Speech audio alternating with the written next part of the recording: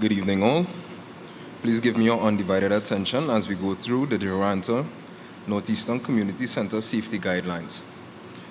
There are 4 exits out of the hall and 2 exits out of the building. Right? In the case of an emergency, please find the exit closest to you. The 3 doors on your left-hand side lead to the stairs down to the main entrance/exit, which you would have used to come up to the hall today. An auxiliary exit is located on your right-hand side, which leads to the stairs behind the building.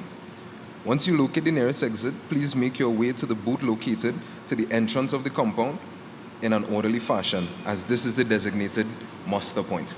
Right? Thank you for your time and attention.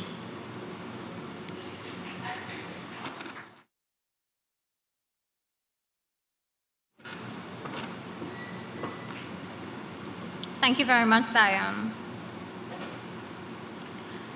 Councillor Nasser Hussain, Vice Chairman of the Grande Regional Corporation, and Aldermen and Councillors. Mr. Kester Guy, Chief Executive Officer and staff of the Trinidad and Tobago Securities and Exchange Commission. Mr. Dominic Stadad, Financial Services Ombudsman. Dr. Dana Latoya Bob, President of the Association of Village Councils for St. Andrew, St. David, and other village council and community group leaders with the Northeastern region.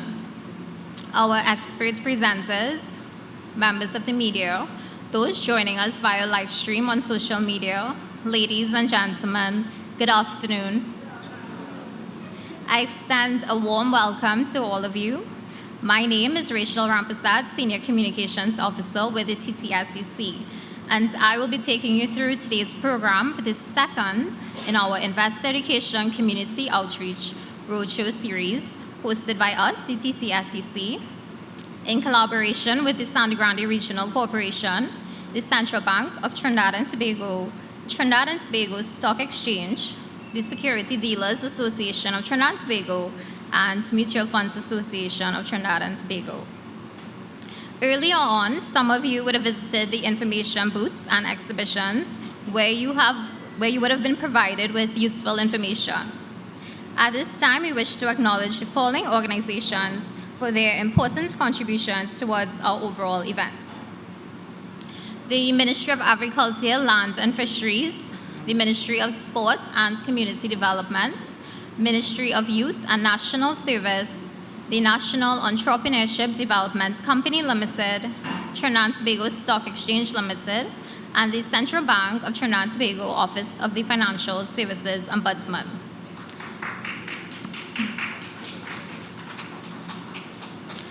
I now invite Councillor Nasser Hussain, Vice Chairman of the Grande Regional Corporation, to deliver the opening remarks. Councillor Hussain, let's welcome him.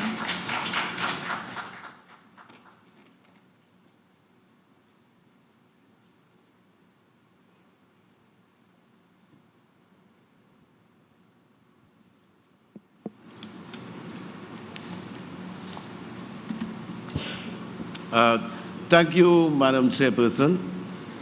Good afternoon, everyone. Assalamu alaikum, sitaram, namaste. Good evening. And a special Ramadan greetings to each and every one of you, including Lent for the Christians. So we are a real rainbow country, huh? Yeah. Okay, so good afternoon, Mr. Kester Guy, Chief Executive Officer of the Trinidad and Tobago Securities and Exchange Commission. Mr. Dominic Stadad, Financial Services Ombudsman, the CEO SGRC, my fellow councillors and aldermen of the Grande Regional Corporation, villagers, community council representatives, distinguished presenters, and most importantly, the residents of Sangre Grande and surrounding areas. Now, I am seeing they're coming in, trickling little by little. So, Ms. Lewis, you may have a full hall today. It is truly a pleasure to stand before you today to deliver the opening remarks on behalf of our chairman, Councillor Kenwin Phillip, who unfortunately he has another engagement to attend to. As we gather for this very significant event, the second Investor Education Community Outreach Roadshow hosted by the TTSEC, right? That's the Trinidad and Tobago Securities Exchange Commission. This initiative, a collaboration between the TTSEC, financial sector stakeholders, and the Sangre Regional Corporation, is an essential step in empowering our people with the knowledge and tools needed to make informed financial decisions. In this world today, you've got to be wise with your money, right? Now, the importance of financial literacy at the community level. Financial literacy is no longer a luxury. It is a necessity in today's fast-paced world. Managing money wisely is key to securing our future. Yet many of us have not been taught how to budget effectively, invest wisely, or avoid financial pitfalls. This lack of knowledge often leads to poor financial decisions, unnecessary debts, and in some cases, financial hardship. You end up mismanaging, you're owing the bank, your mortgage can't pay, you know, you're borrowing from money lenders because of mismanagement. And the next thing, living beyond your means. Hanging your hat where your hand carries, right? As a regional corporation, we recognize the need to build strong, resilient communities and financial literacy. Financial literacy plays a fundamental role in achieving that goal. A financially educated community is a thriving community, one that can make informed decisions about saving, investing, and wealth creation. Am I going too fast, people? I'm not hearing you. No? Okay, thank you. You have to break the ice a little better. Now, there's something called investor education as a pathway to financial empowerment. Investor education goes hand in hand with financial literacy. Many of us are familiar with the idea of saving, but how many truly understand the different ways money can work for us, all of us? Investing is not only for the wealthy or for large corporations. It is for everyone. Everyone. Through proper investor education, individuals can learn how to identify safe investment opportunities, understand risk, and avoid fraudulent schemes that promise quick returns but often lead to financial ruin. Now, remember all those Ponzi schemes and so on? Please don't get caught up on that.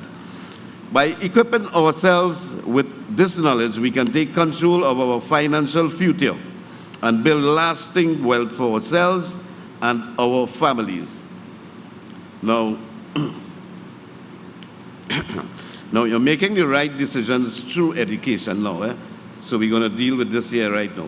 One of the main reasons people struggle financially is a lack of information.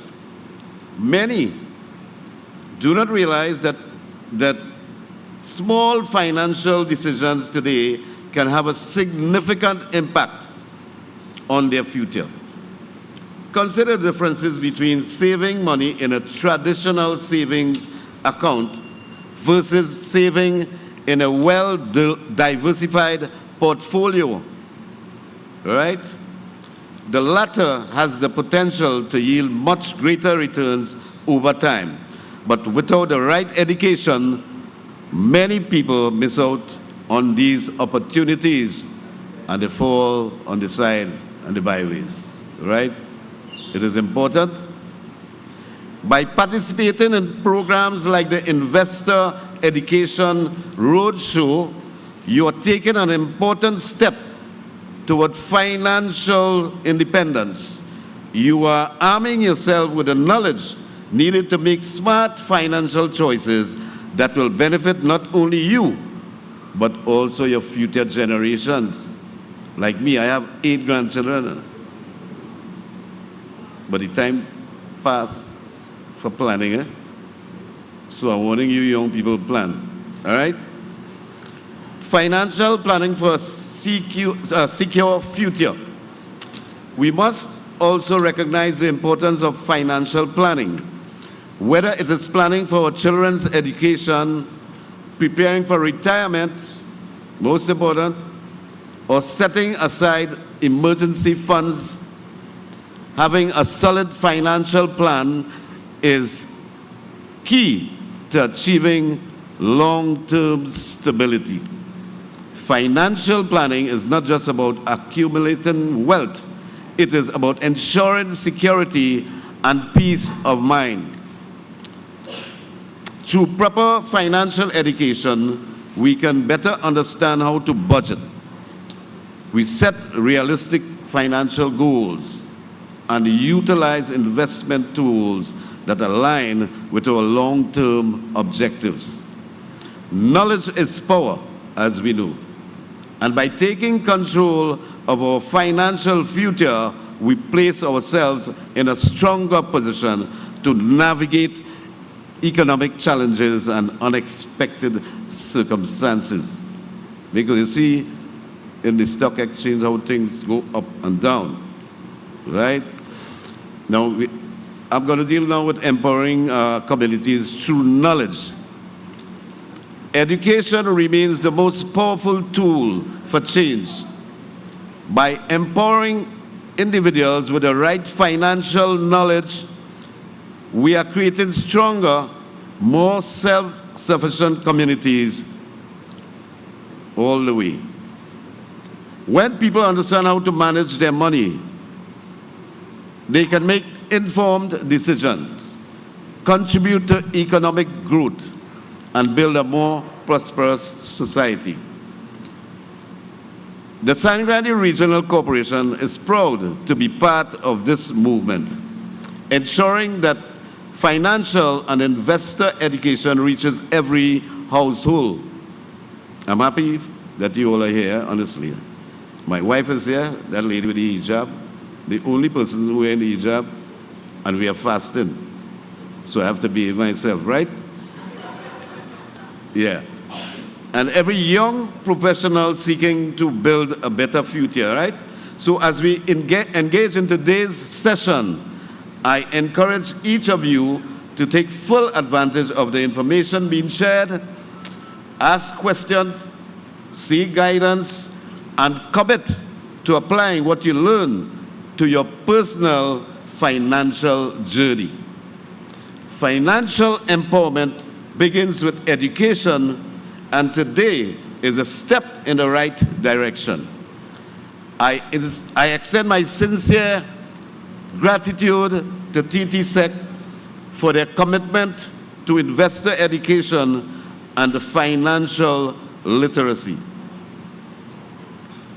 I also thank each of you for making the effort to be here today. Your presence signifies your dedication to learning and improving your financial well-being. Together, I like this word, together. Together, let us continue to build a financial, knowledgeable, and empowered Sangre Grande and wider Northeastern community where every individual has the opportunity to make informed and beneficial financial choices. Give yourselves, not as a round of applause for turning out your day. Right.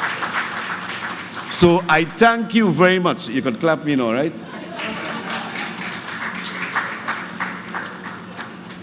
Thank you.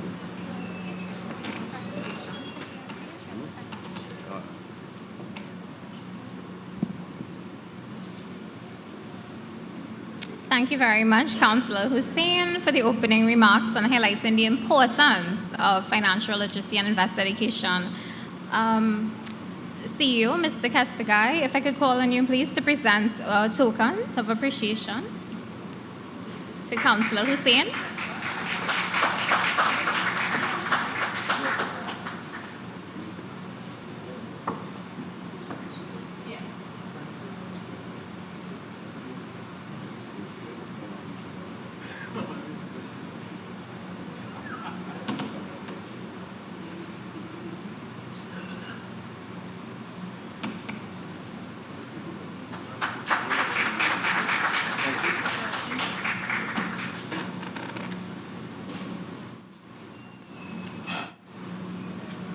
Thank you, Mr. Guy, and again, Councillor Hussain.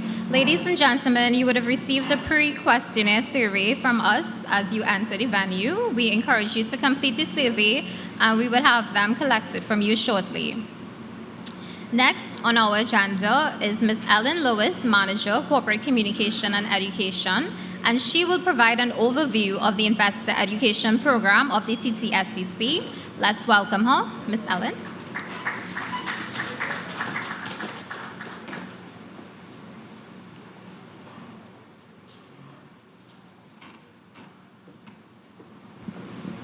Thank you, Rachel, our excellent host, chairperson of this afternoon's IE session, CEO, Castigai, Vice Chairman, thank you so much for your kind words.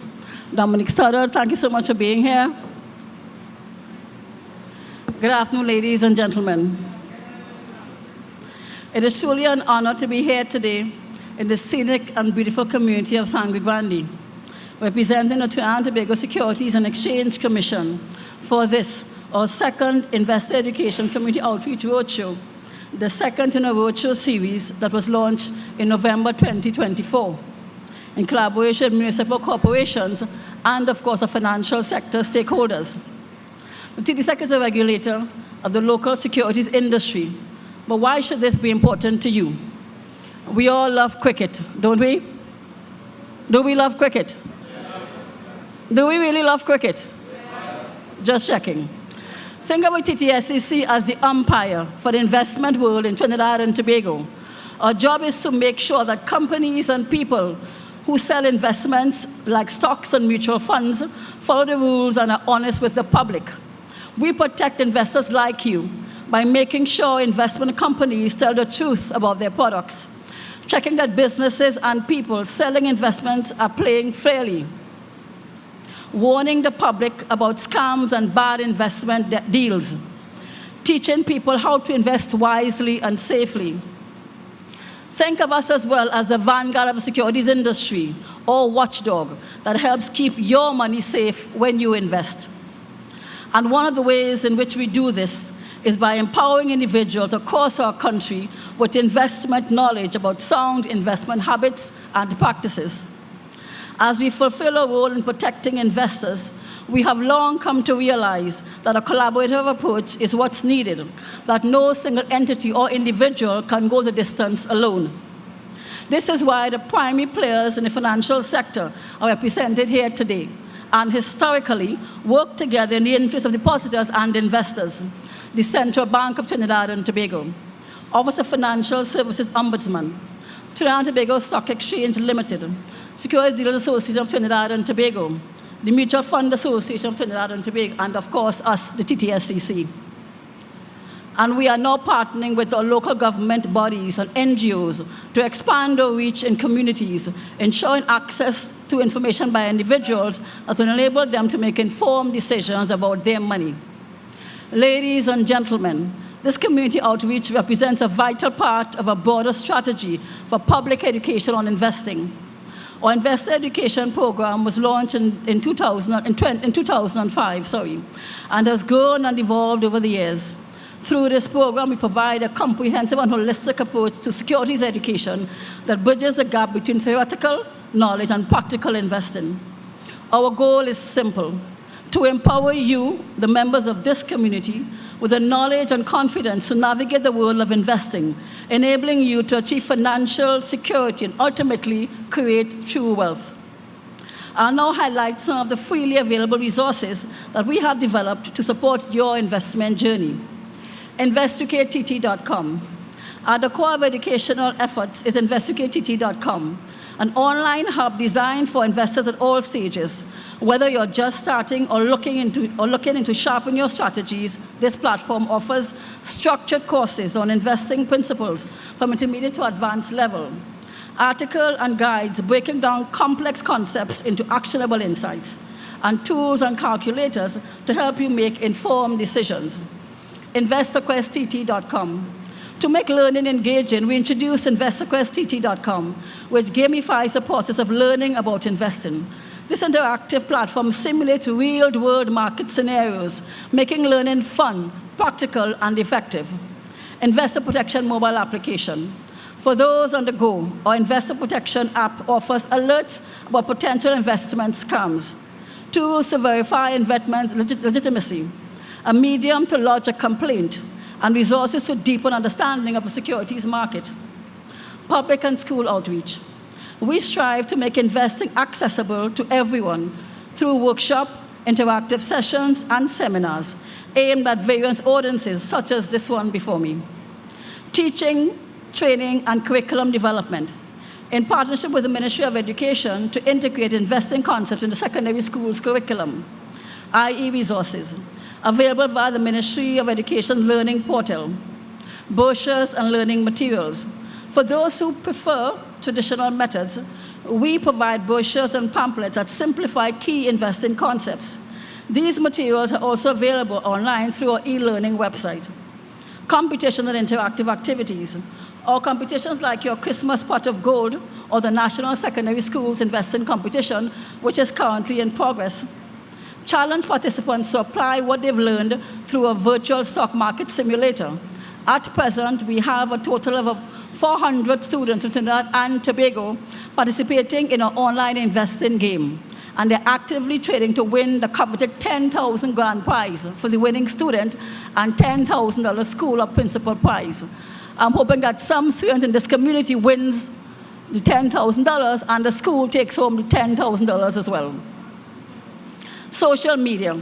We utilize various social media platforms such as LinkedIn, Facebook, Instagram, YouTube, X, and TikTok to promote investor education.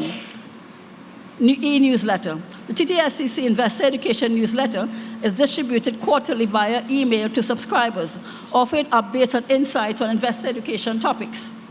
Regional initiatives.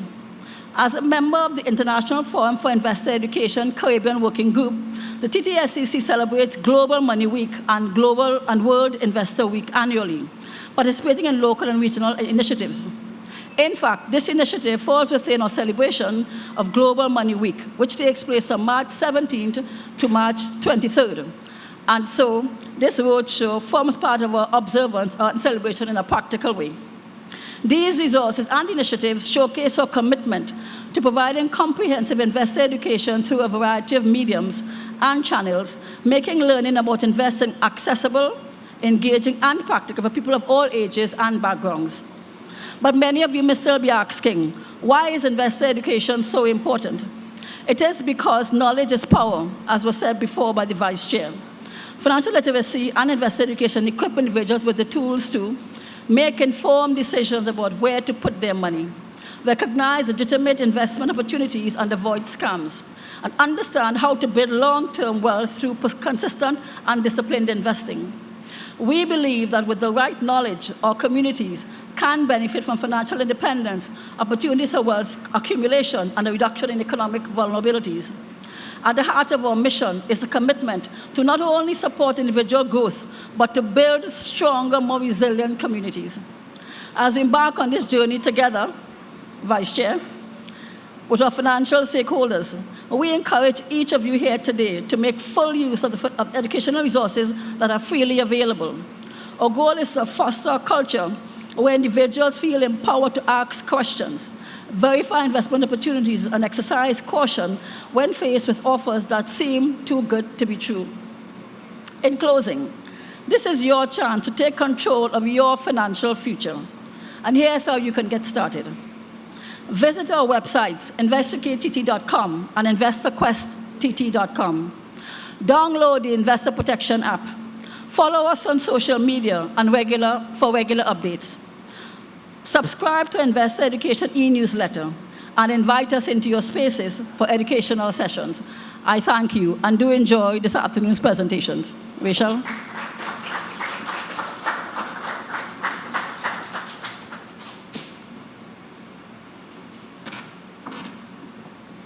Thank you very much, Ellen. So now that we've completed the formalities, we move on to the presentations, which at the end of it all, we hope will get you on the road to becoming an informed and empowered investor. At today's event, there are many prizes to be won. We have 4 grocery vouchers, KTC Extra Food Supermarket, 3 grocery vouchers, KTC True Value Limited, and 4 grocery vouchers, KTC Massey Stores. There's more. We also have 500 vouchers to invest, KTC, the Security Dealers Association of Trinidad and Tobago, and the Mutual Funds Association of Trinidad and Tobago.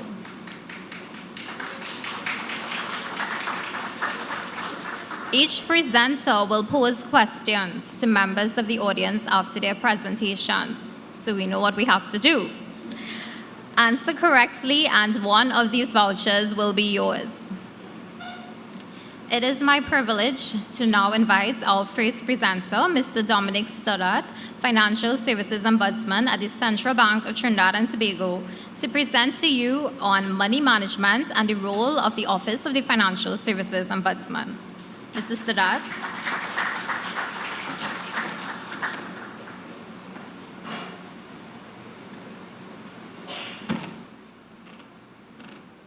Good afternoon, everyone. CEO of this Trinidad and Tobago Securities and Exchange Commission, representatives, aldermen, councillors, representatives of sister organizations, good afternoon and welcome all protocols observed. This afternoon I want to speak to you all on 2 main themes. The first is, because you're going to hear a lot about investing, and you're going to hear about investment products, and you're going to hear about how to avoid investment scams, it's important that you operate from first principles. So on that basis, I will first give you some basic financial tips, 5 tips actually. Some of them you already know, you're familiar with, and you practice as a matter of course. However, it's important to reinforce these tips and always keep them at the forefront of your mind, so in your daily engagement and in your financial activities, you're able to call them effectively to mind and practice them. The second is, if you do all that is correct, you learn the products, you understand them carefully, and you get proper advice, there still might be the off chance that you could be subjected to the pain point and pitfalls of conducting financial transactions in today's society. And if you do find yourself a victim or in such a situation, the Office of the Financial Services Ombudsman is where you will need to come to seek redress. Because as you know, there's an imbalance in power between financial institutions and ordinary individuals. And sometimes you want someone to stand or to intercede on your behalf, and that's where the Office of the Financial Services Ombudsman comes in. All right? So I start with just a few financial tips that you might be familiar with. The first thing is set financial goals, financial freedom, financial independence, whatever you want to characterize it. The first thing is you must set clearly in your mind financial goals. It makes no sense saving money, investing for no specific purpose to make you feel happy to see the numbers grow on your account. Have a purpose. When you have a purpose, you're driven, you're motivated because you're in pursuit of something, and you can measure and assess yourself how close or far you're away from that. Visualize whatever it is you dream. Whether it is your purpose is to acquire a home, whether it is to see your kids off to tertiary level, whatever your goal is. Some people have travel on the bucket list, some have to own different, whatever it is, visualize it. Have that purpose and try visualizing it over and over again. Of course, assessing how close you are and so on. And the third thing is to seek financial freedom. Financial freedom, as intended in this context, means the power to do what you will with your time. If you sell your time for money, you work for wages, chances are, and this is what parents tell children a lot, go to school, learn well, get a good education, and get a good job. Why get a good job? Why go and work for someone else? Why not open a business? Many of us, myself included, will work for companies, will work for organizations, will have a job for years. And after 40 plus years, you get a pat on the shoulder, a gold watch, and they say, oh, you're a good one, you served us well. And listen to the most important part, you retire in dignified poverty. You retire in dignified poverty. You will not go hungry, you will have a pension, you will have food on your table, enough to eat and so on. But you will not be able to do the things that you really want to do, whether it be to travel, to see family and friends abroad, or to achieve some of the things that you really wanted to do all your life because you never considered creating a job for somebody or opening a business. All right? The second tip is keep track of your expenses. Now, there's a management phrase at the top of the first point. If you don't monitor it, you can't measure it, and therefore you can't manage it. Think of it in the context of school children and the work. If you don't monitor their work, you don't know, you're not able to assess how well they're doing or which areas they're weak in or not.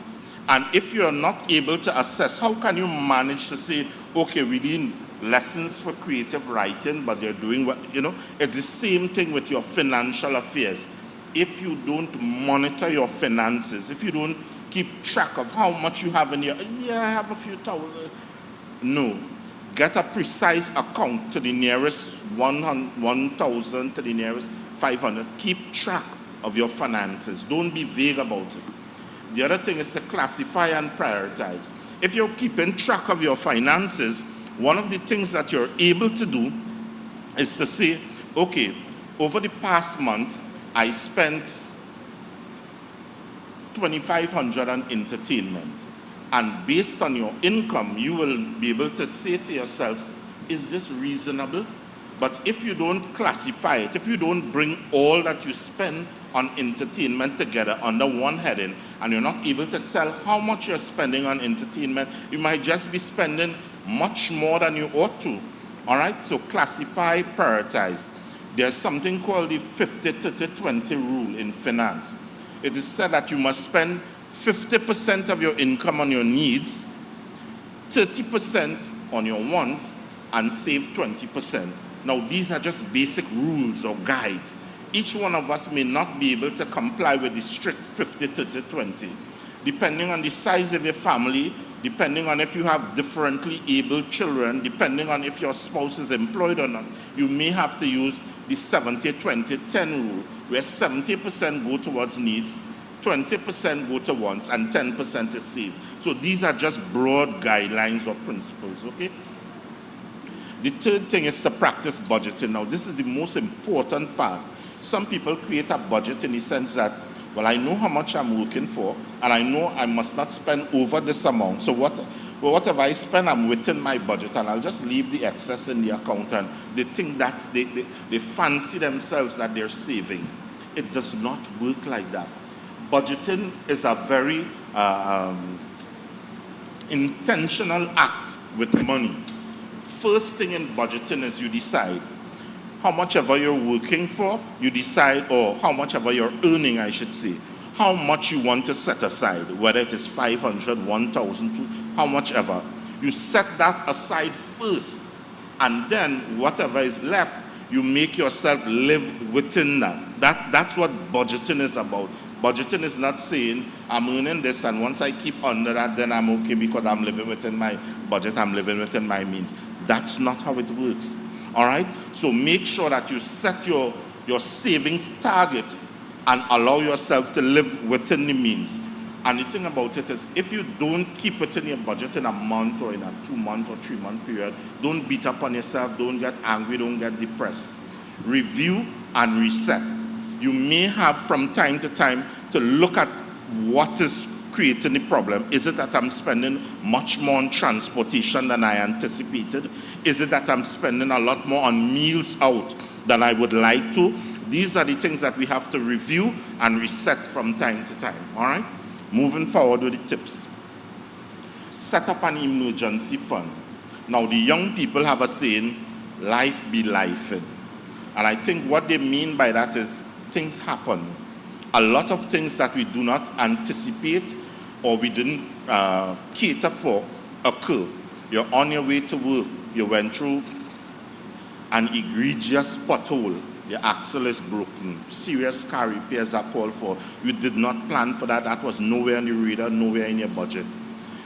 Something happens with the electricity. It comes back with a force. Blow out your fridge or something important like that. That's where you preserve your food. You have to deal with these things, all right? It's important to have an emergency fund. Someone gets ill. Someone gets in a legal dispute with a neighbor. Something comes up. That fund, that emergency fund, should be about 3 to 6 months of what you would normally set aside. Now, there's no exact science in this, all right? 3 to 6 months is typically okay. If you could do more, more is better. But at least 3 to 6 months to give yourself that cushion to be able to navigate your way around unforeseen circumstances. The next thing is to automate and replenish. You want to make sure that you're setting up that fund and you're putting into it continually to make sure that it reaches the level that you want it to be. And whenever something happens and you do draw on it, you want to make sure and replenish that to go back in and continue with that automated action to maintain that 3 to 6 month level. All right? It'll be difficult. I know times, the way times are, but these are the things that we have to commit ourselves to if we really want to be financially disciplined and move to level 2, where we can think about investing and navigating against fraud and looking at some more risky investment products and so on. Now, the final tip is make money work. Some people say, don't work for money, make money work for you. All right? But there are some things that you need to do to effect that. The first thing is to reduce debt. Now, some people have a predisposition that debt is bad. All debt is not bad. There's bad debt and there's good debt. Debt that you incur to invest in human capital, to invest in your children, to invest in yourself, in doing courses, in learning new skills, in upgrading, that's good debt. You're investing in something that's likely to generate income at some point in the future. All right? But then there's bad debt. Bad debt is when you incur debt to go on vacation, I don't want to knock anybody, but to buy mask costumes. You know, the fun things in life. These are things that you should be able to prepare and save for.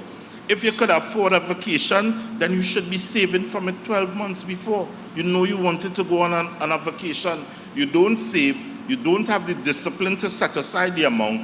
But when the time is coming closer, you're going to take a loan. And you'll be paying back for that for the next 24, the next 30 months. How does that make, you know? The other thing is, in reducing debt, you want to make sure and substitute expensive credit for cheaper credit.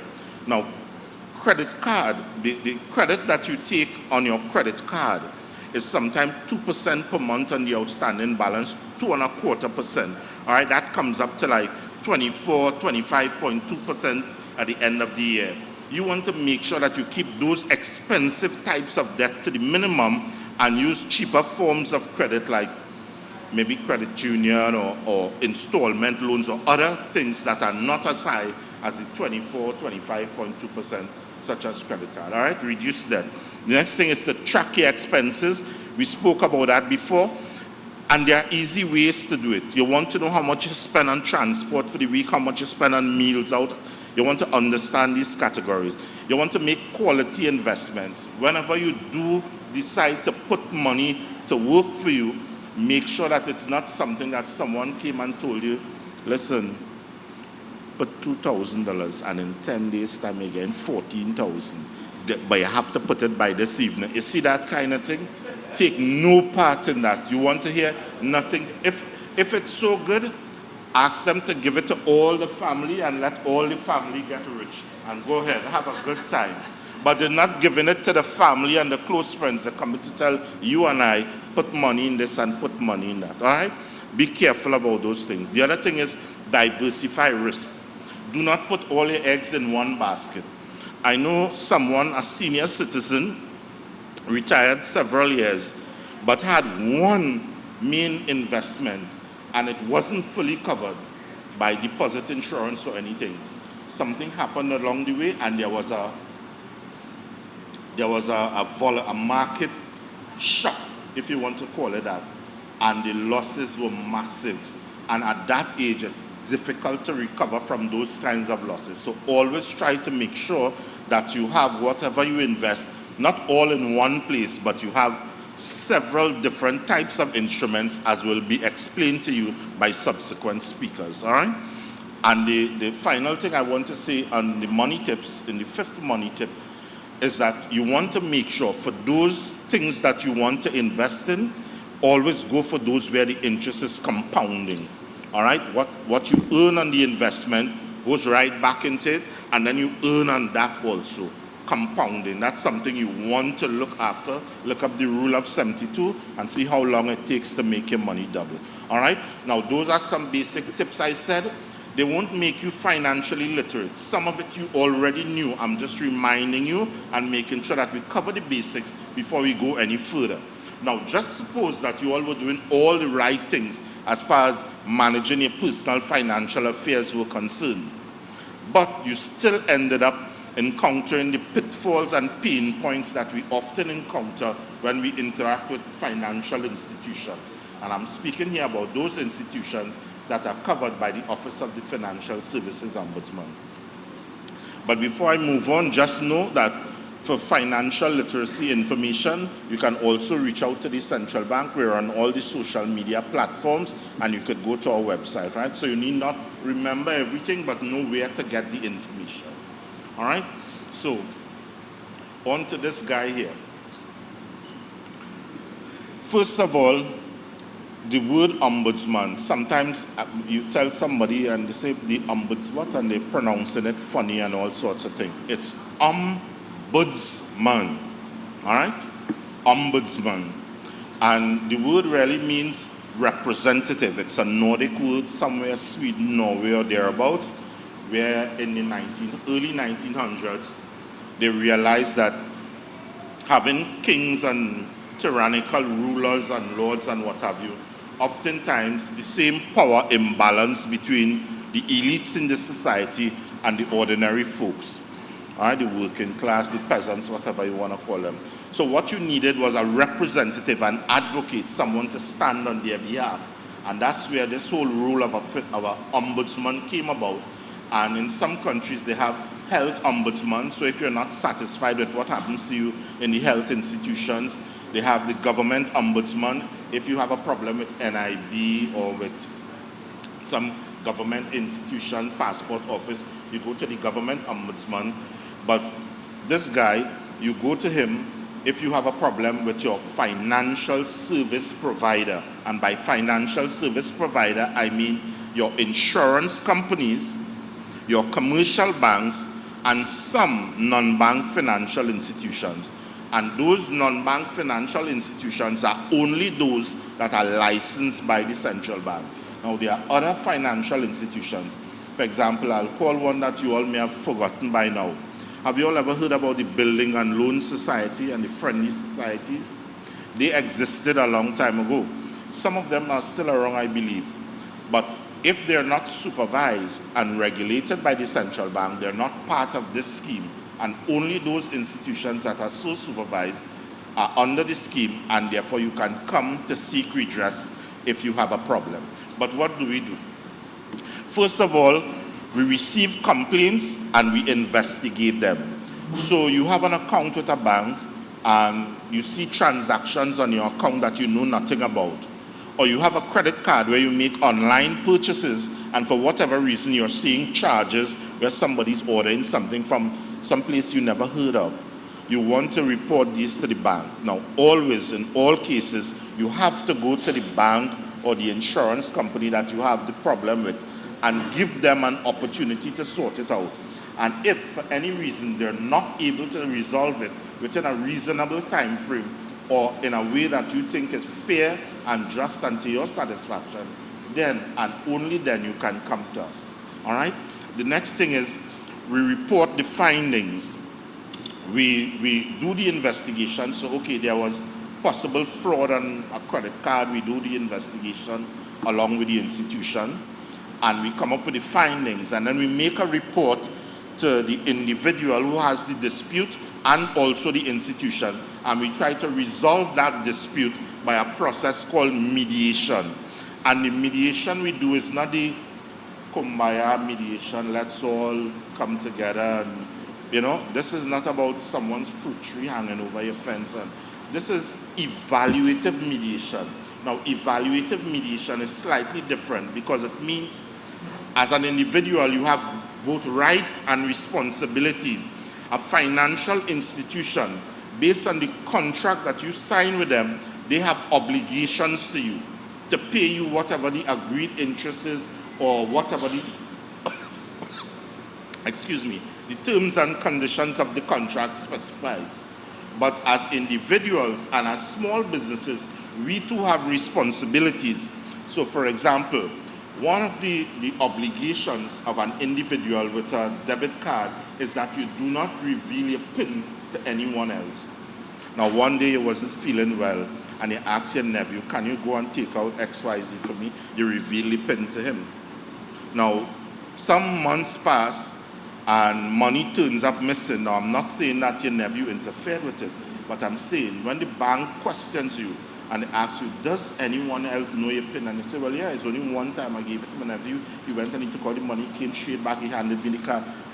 You have breached the terms of the account agreement, and therefore the bank is no longer accountable for money missing from your account. As basic as that may be. All right? And that's a common one. Please, if the terms of your account says you are not to reveal your PIN, do not reveal your PIN. All right? We're a national dispute resolution service. And one important thing to know about the service that we offer, that it's free of charge.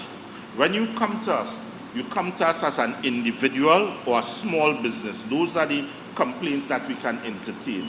And for small businesses, excluding land and building, your assets must not exceed 1.5 million. Anything other than that, we no longer consider you a small business.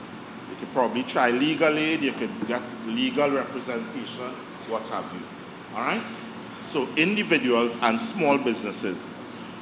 In general, the principles by which we operate is fairness and equity. We want what is fair. And by being fair, we're not only trying to be fair to you, but we want to be fair to the institution.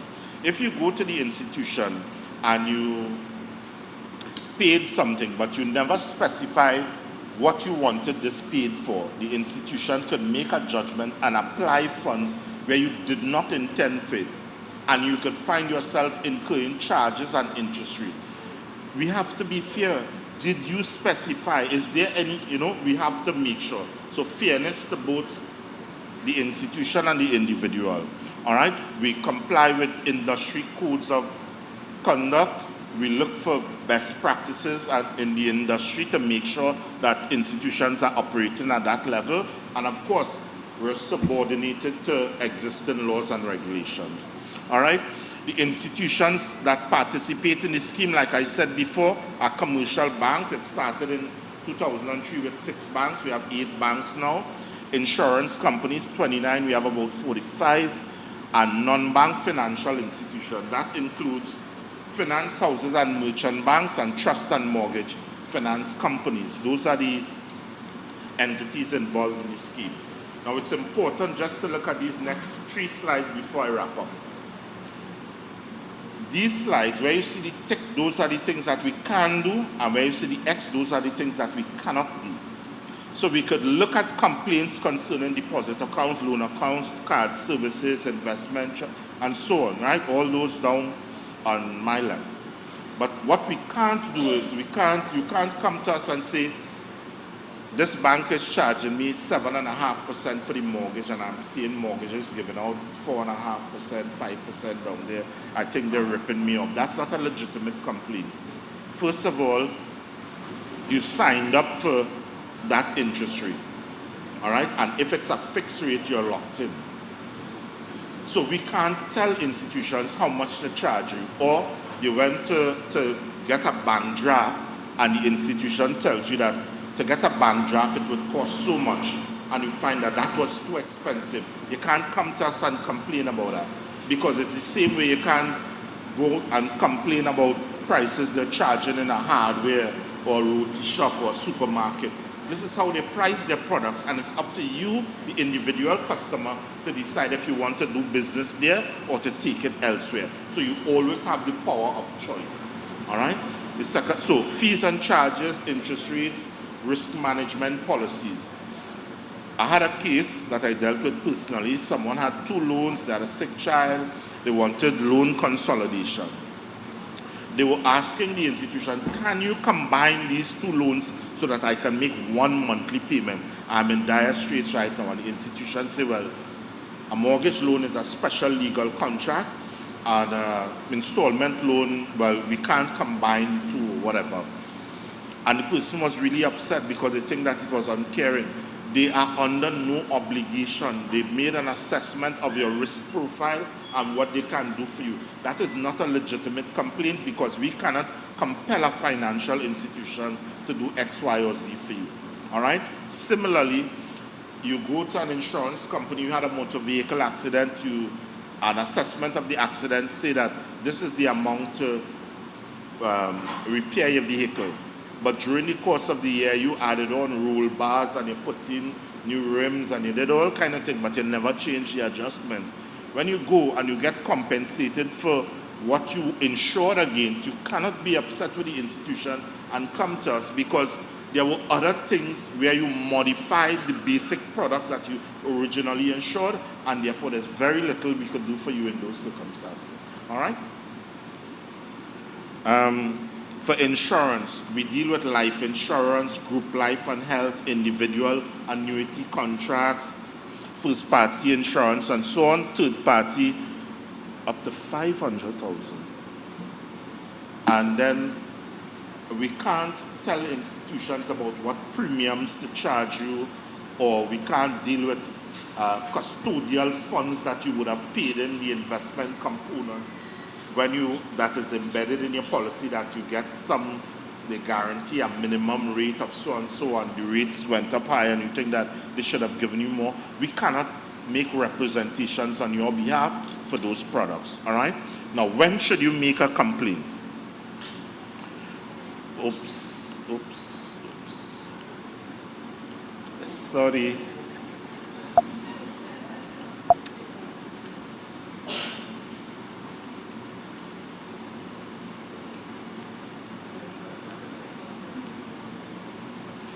I pressed by accident and went forward. So I'll just give you my summary slide and wrap up.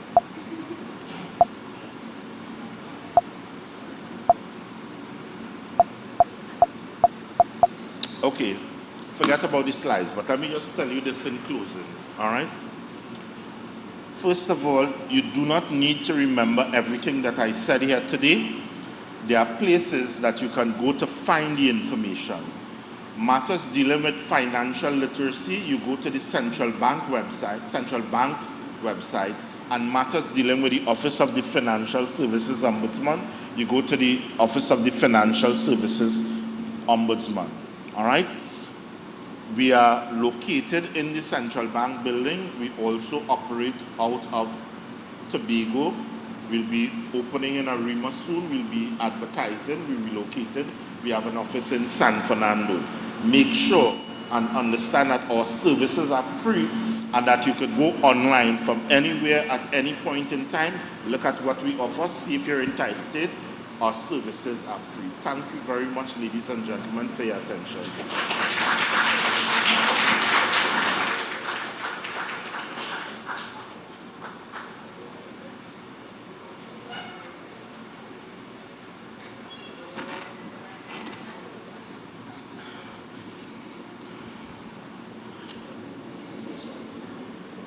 Okay, ladies and gentlemen, I have the arduous task of providing you all with a few gifts. In order to get those gifts, you all will have to answer questions. So, if you have the answer to the question, just raise your hand where you sit, and if I point to you, you have a chance to give the answer. That way we'll enforce order in the way we go about it, okay? The first question I'd like to ask is, an ombudsman.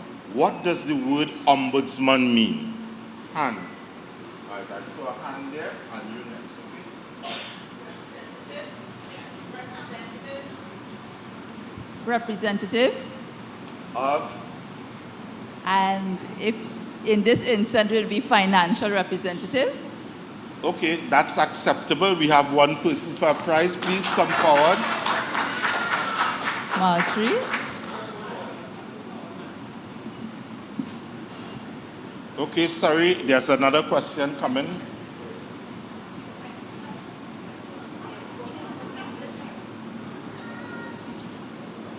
This is hypothetical, okay? My cousin is the member of a credit union and he has a dispute and he needs to get redress. Can he come to the office of the Financial Services Ombudsman? By show of hands. All right, I saw 1, 2, and then 3, right? So please, number 1. Number 1 in blue, navy. I think she's a bit shy. Navy blue, yes. Yes, I could go to the first, institution that you mentioned. Please speak up. Repeat the question, sir. Repeat the question, please. Hypothetical. My cousin is the member of a credit union. He has a dispute concerning monies in his account. Can he come to the office of the Financial Services Ombudsman to make a complaint? Yes or no? He can come. Pardon? Yes, he can come. Okay. Who's the other person in front here, I saw?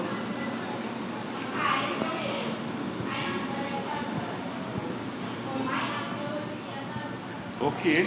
Oh, I thought you mentioned. Person with the mic now behind you. Yes, my answer will be yes. He can go to the office of the Financial Services Ombudsman. Okay, the gentleman there. No, he can't come. No is correct. Come on up. All right. Only institutions that are supervised and regulated by the central bank can their customers. So, one more question. All right. Last question. And this one I think is courtesy. Extra foods, is it? Okay. So this question. I want financial freedom.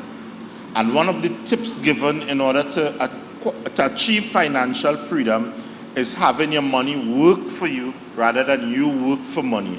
What does having your money work for you entail? I gave about 5 points. I would like to see any one of them. All right, I have one hand here, 2, 3, 4. All right, go again. 1.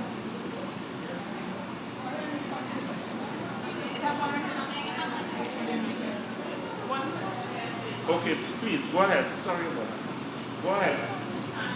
You can track your expenses. Track expenses, that is correct. Can you give any other? Reduce debt. Reduce debt. Thank you very much. That lady paid attention and that's what I like. Thank you very much. She's entitled to her prize. Please give it to her.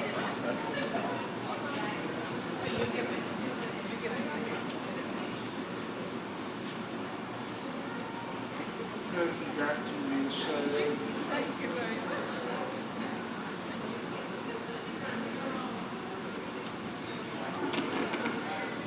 All right. Thank you very much, ladies and gentlemen.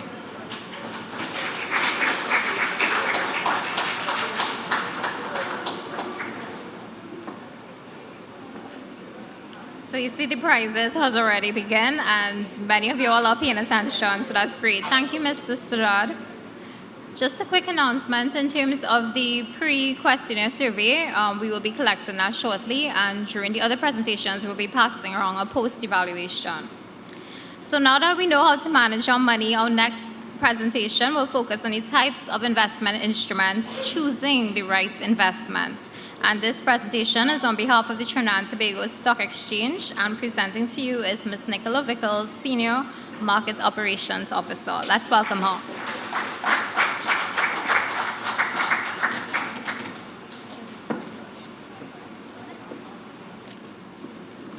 Hi, good afternoon, everyone. All protocols observed.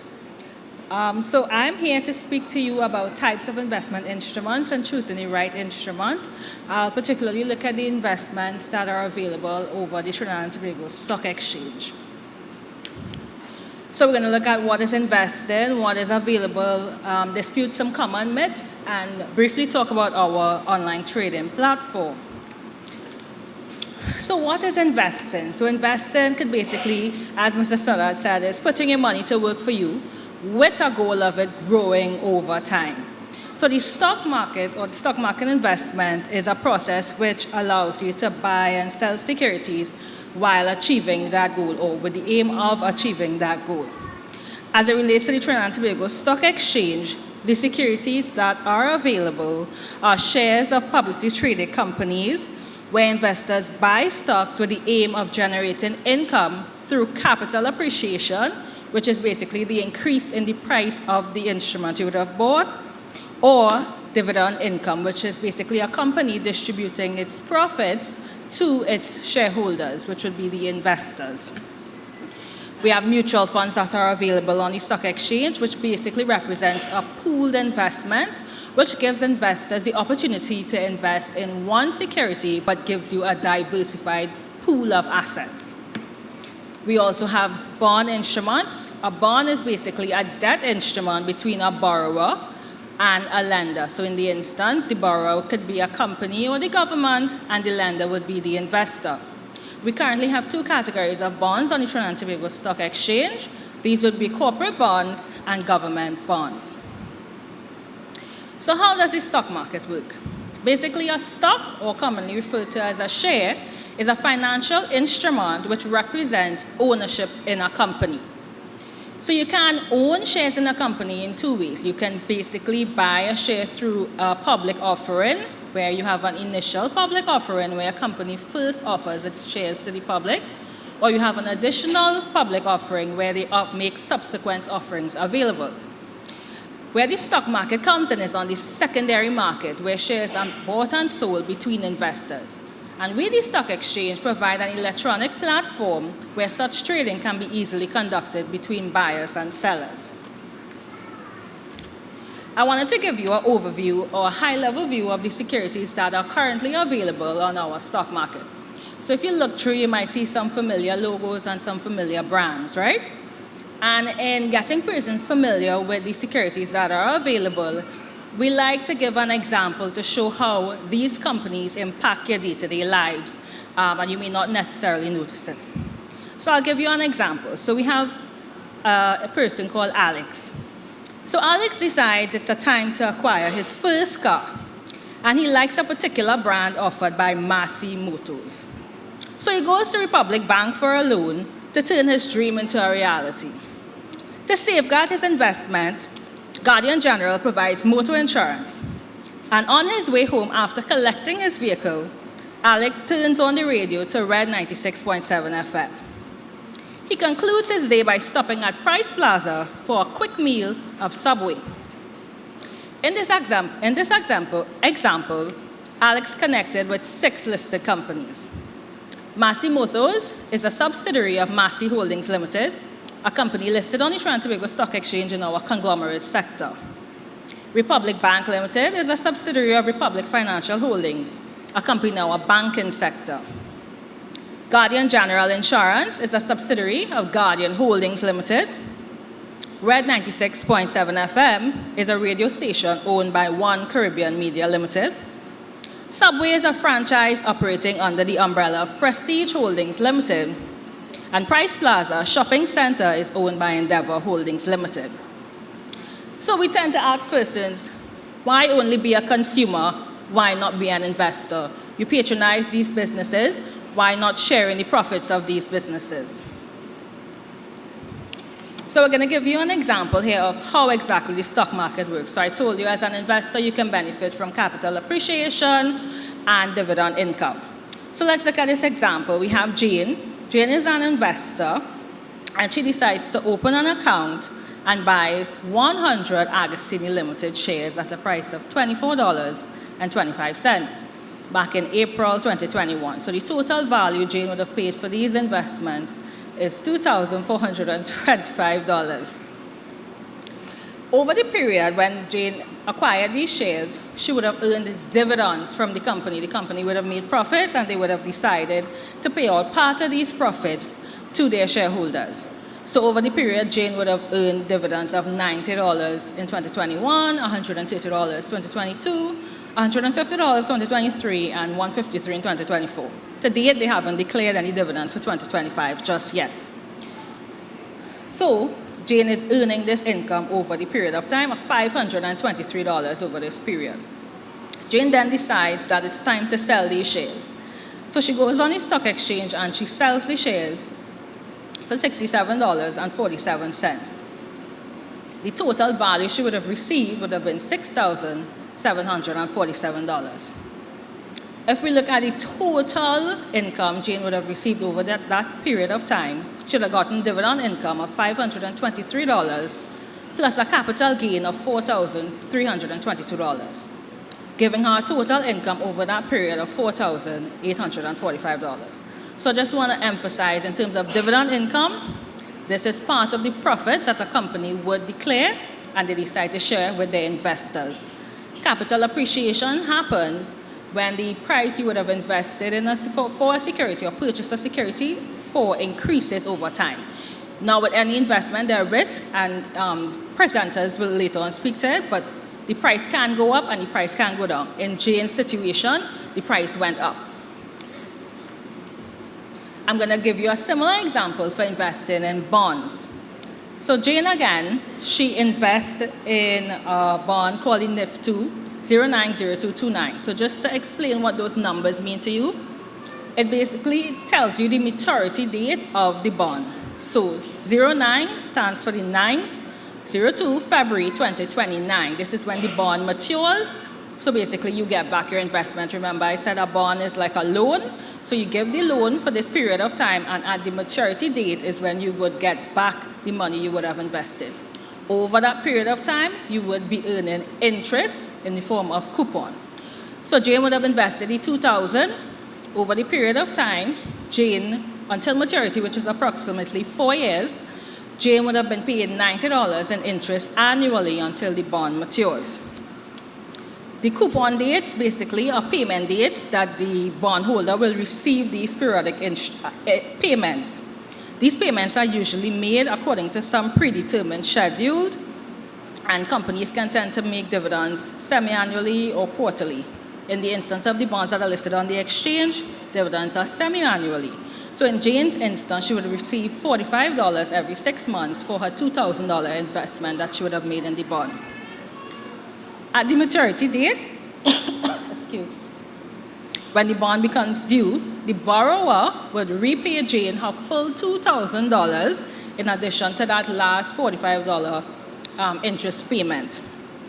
So of course, if Jane didn't decide to hold the investment for the entire period, she has the opportunity to then sell the bond on the stock exchange if she wishes. If not, she can hold the bond for the entire period, earn the coupon or interest payments, and get back her face value that she would have invested.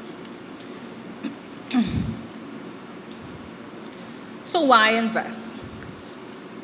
I want to address some misconceptions with investing, just some general misconceptions. People tend to think you need to have a lot of money to start investing. This isn't necessarily true. You can simply start small and grow your investment over time. Investing is exclusive to the wealthy. Again, this is another myth. Investing is for anyone, regardless of the income level.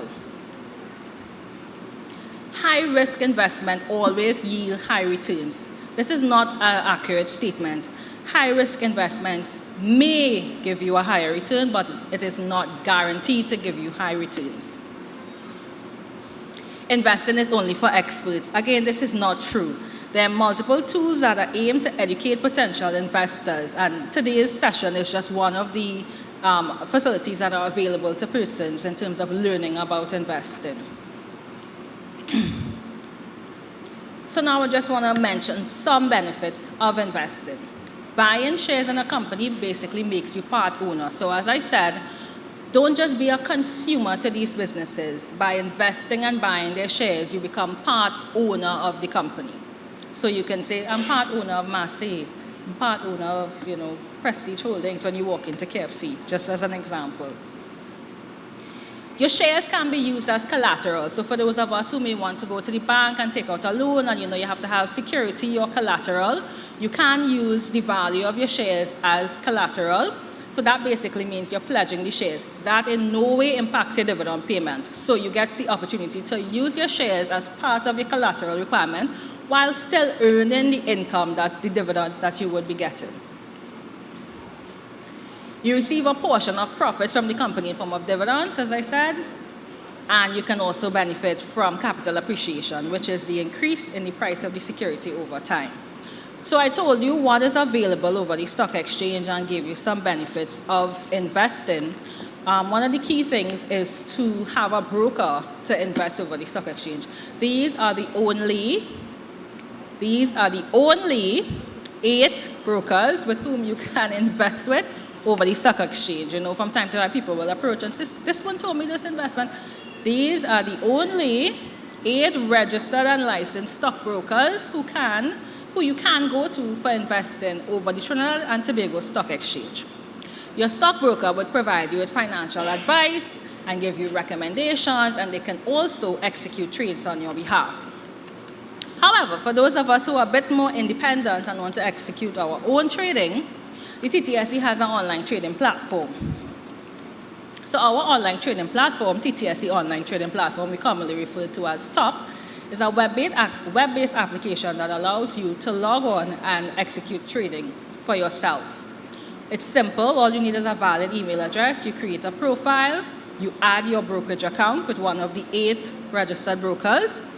And once your broker approves your account, then you're able to start trading. Some of the benefits from using our online trading: it's easy to sign up. If you have multiple investment accounts, it's all consolidated in one location. It gives you real-time view of what is happening in the market. So you see all the trades, the prices, what is available for sale, what people are willing to buy, what prices they're willing to buy at. You can manage your funds to make these trades. And there's no need to contact your broker. It's available 24/7. You can monitor your transactions. You can see your statements, all at the convenience. So just want to suggest that, you stay informed with investing. It's not that you buy and you buy assets and you forget about it. It's important to always stay abreast of what is happening in the market, what is happening with your investments. We do have the information available on our website for all the listed securities. You can also wish to subscribe to our listed company distribution list, where you get the news, dividend payments, summaries of what would have taken place on the market. So now I'm going to have a little quiz session. I know it was a bit fast. So y'all ready for the quiz? Easy. Question 1. So what is the name of our online trading platform? Can anyone tell me? I saw the gentleman in green. Top. Yes. Top. Good job. TTSE online platform.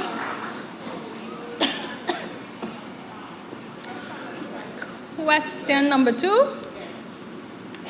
What was the most recent company that was listed on our stock exchange? Yes.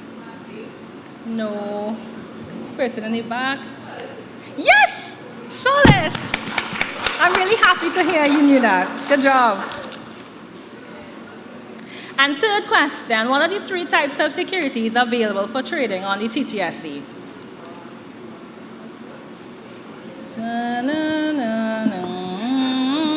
Yes?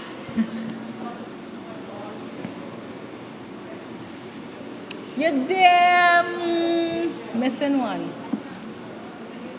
Anybody else? I saw this gentleman at the back. Sorry. Mutual funds, stocks and bonds, government bonds. Good job, good job. Thank you, everyone. And that brings me to the end of my presentation. This And is our contact. these vouchers were courtesy, who again? The tokens for the last two questions were courtesy Massey Stores. So thank you, Massey Stores. This is our contact information on the screen. Feel free to follow us on any of our social media platforms. And if you want any additional information, feel free to call us, email us, and someone will assist you.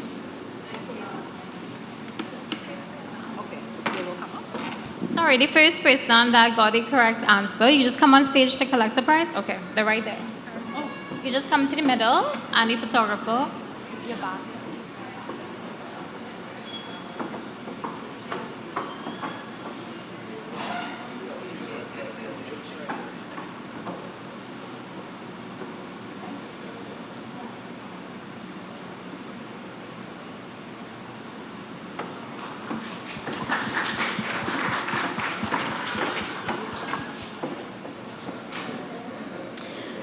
Thank you, Nicola.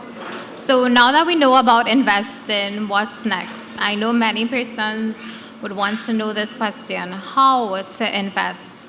So to address you on this topic, I would like to welcome Mr. Rush Ramuta, Manager, Investments and Wealth Creation at the Republic Wealth Management Limited, and he will be presenting on behalf of the Securities Dealers Association of Trinidad and Tobago. Mr. Ramuta, let's welcome him.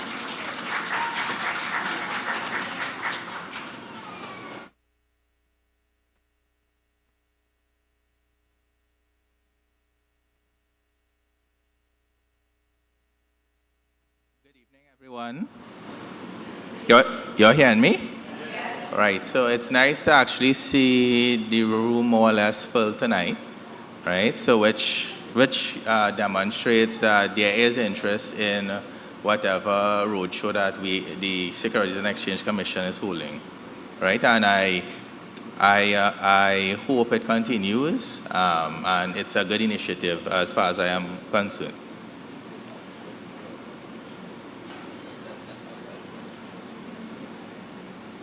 Right, so again, Rush Ramuta from Republic Wealth Management, but representing the Securities and Dealers Association of Trinidad and Tobago tonight.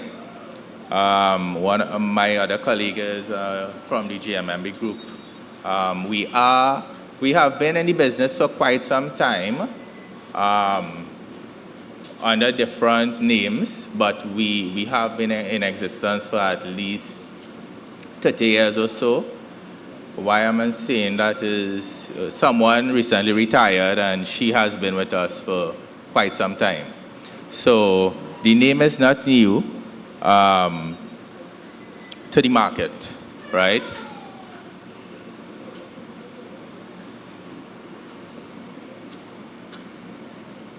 So just some things to go through.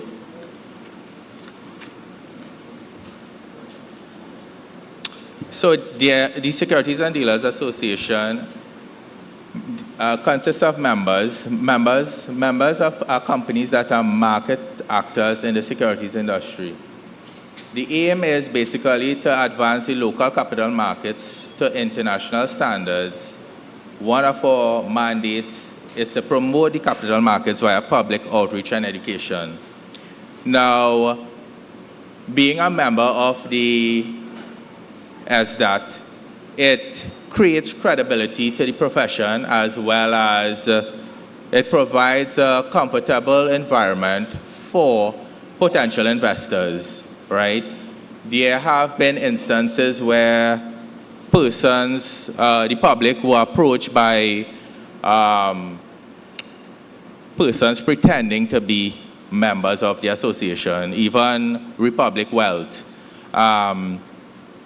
The good thing is that there is the interest, there, but the bad thing is that people are engaging these parties and they are not legitimate. So if you are being engaged by any particular party, a good thing is to get some form of identification or even meet them in the organization, right? So for example, anytime I am setting up a meeting with a client, I meet them at a branch of Republic Bank, our sister company, right? We are part of the Republic Financial Group. So to give that extra comfort, I would always, if they are down south, I will go to them and I'll ask them to let us meet at the South Park branch or the Marabella branch or the Gulfview branch. Port of Spain, you meet them, Ellerslie Plaza, etc. Right? So anyone approaching you concerning investments, a good thing is to meet them at the organization. Do not transfer money to them before you have a discussion. That is what is taking place in some cases, right? Persons pretending to be legitimate parties and asking persons to transfer money, right?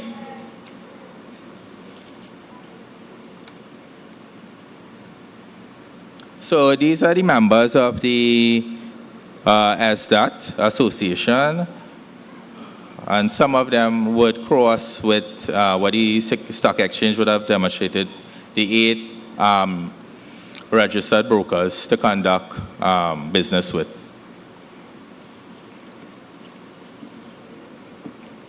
So again, Russia Mutta from Republic Wealth Management and a representative from GMMB. And feel free to approach any of us if you want to take any discussion further after this engagement. So, what is an investment advisor, right? Basically, it's a professional who helps people manage their money, right? But there are different levels of, or we try to promote international standards among the advisors. So it could be from a registered advisor. I have seen from a certificate, a certificate, which is a certified financial advisor, to someone with a degree, right, a BSc or even master's, to a standard where someone is internationally recognized as a chartered financial analyst, which is one of the most recognized bodies where financial advice is concerned, right? Now, one thing I would, as a financial advisor, I deal with customers is treat their money as though it is yours, right? And when you reach that level of, when you reach that level of responsibility, basically,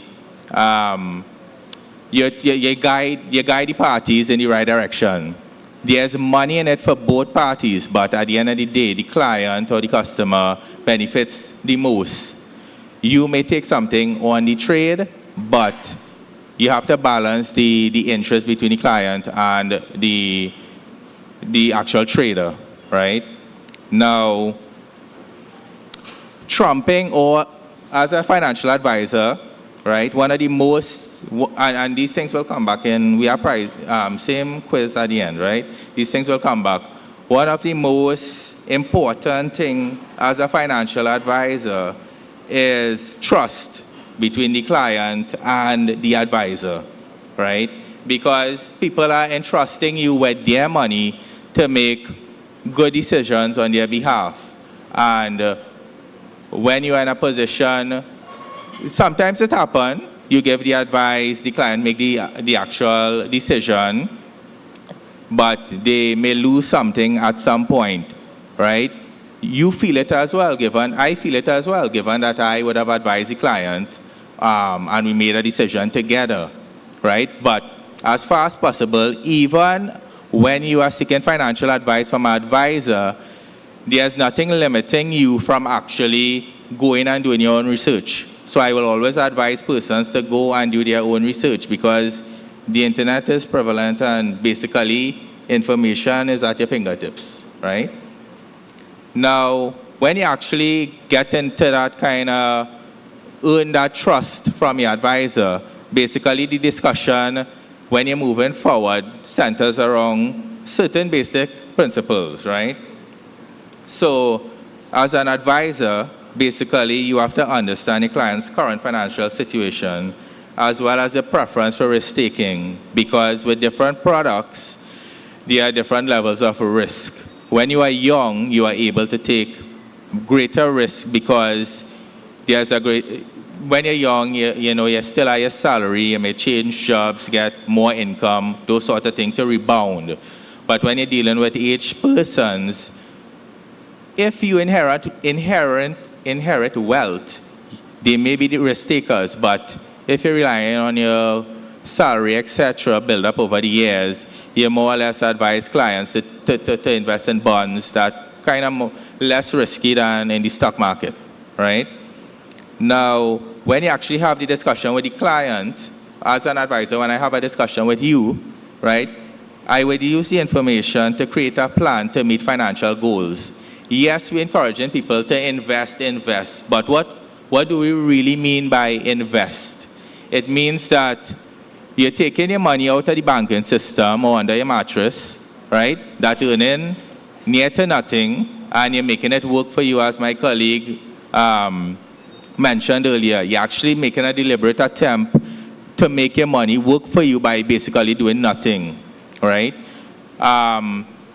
So basically what it boils down to the rate of return, right? When we speak about investing, you're putting your money where there's a greater rate of return compared to what it is currently being earned, right?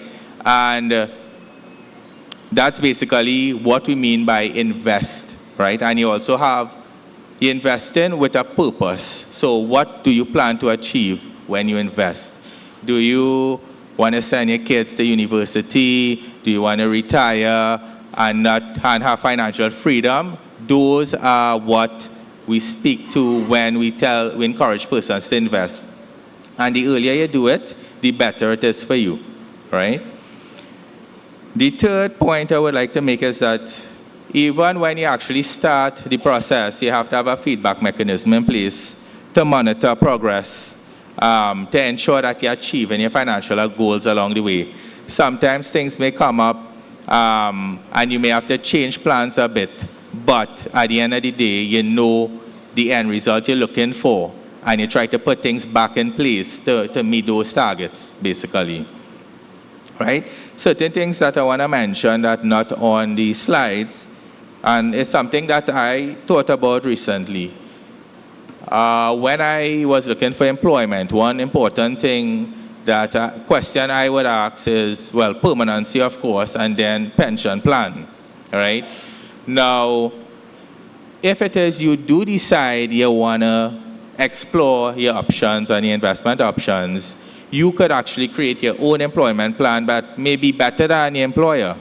Because what the employer does is that they put a certain contribution towards your pension, right? If it's a defined benefit plan, or there are defined contribution plans where you take the risk, right? And you contribute to the pension.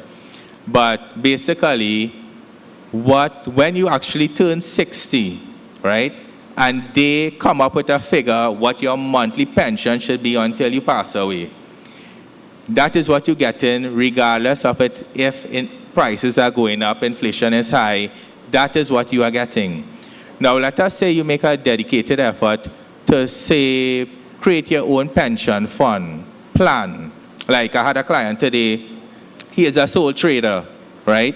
And we had a discussion where he would set aside money, right? And he was already thinking about it. You set aside money to create your pension plan because he have no one saying about it for him, right? And the thing with it is, let's just say you set aside money to create this pension plan, right? You buy a 10-year bond, paying, let me say, 5%, probably might pay about 6% interest, right? And you separate your money, right? You separate your money from your basic living expenses, and you separate your money into this pension plan for when you retire. And every time this bond mature, basically, depending on what the interest rate environment is, let's just say prices are going up in the economy, and inflation is high, it means interest rates in 10 years, let's say inflation is higher than when you actually invest in this bond. When it matures, you actually will be reinvesting at a higher rate of interest, keeping in line with the current market prices, etc. So it is actually better than an employer's pension. You could actually do your own thing. And the spending power of your money at that point will still be able to secure your livelihood, basically. Because we run into this, even in the bank, Republic, you run into this situation where when workers actually calculate what they're getting when they retire, they just hold their head and ball, basically, right? Even though they're working in an institution. So these are things you could take care of by actually starting exploring opportunities. And tonight is a good, spread the word. The takeaway is ready to go back and share the information with persons, etc. Right? Now, a good thing to do, even if you have interest, is to take advantage of free financial advice, right? So you can make the calls to us, any other member of the SDAT members, and you could get free financial advice, basically. That is something that you could take full advantage of, and I'll give you an example today. A client was going to take $500,000 from the bank because he was earning 0.25%, right? Now, I took him into my office and I offered him some options, 3% up to 4.88% on an 8-year bond, right? Now, at the end of the discussion, he had kind of already made up his mind, not because there was something being offered better, but he kind of made a commitment, right, to the other institution. But at the end of the day, he mentioned that he didn't get this sort of service, right?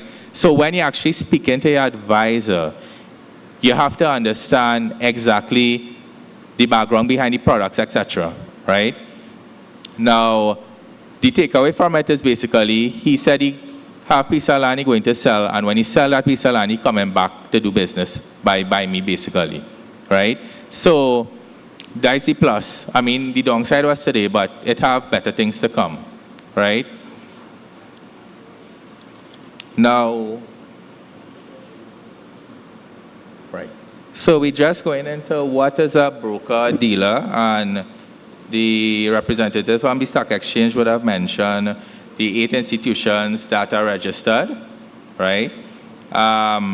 So Republic Wealth Management, among other local institutions that are members of the SDAT, are registered to trade in the financial securities. Those are the broker/dealer, right? One thing you must note is that investment advisors in Trinidad and Tobago must be registered by the Securities and Exchange Commission to offer financial advice, and they are tied to the broker-dealer institution, right? And just to top off and close off on my presentation tonight, just some general requirements if you have to open a brokerage account, because just like you want to deposit money in a bank to do any sort of securities trading, etc., you have to open a broker account, right? And first, to begin with, you need money to invest. Now, you don't need a lot of money to invest, as my colleague would have said from the stock exchange. If you have as low as, let me just say 200, 300, up to 500, you could invest in the stock market, right? As you accumulate funds, then you go into the bond market, right? Now, other requirements are like your national ID or your passport, pay slip or letter of employment, utility bill for proof of address, and specific forms that each broker will have, but there are similarities among the members, just personal information, etc. Not to know your business, basically, but these are certain requirements you need to have. So you might ask why you need my salary and my pay slip. You just want to know you have a legit source of funds coming through, etc., right? So it's not really to know people's business. So that's basically it, and we have a prize. Come on.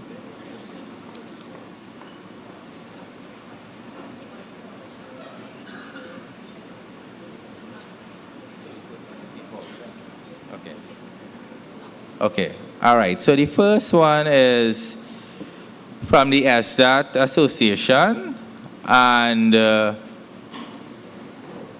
first question: what is considered the most important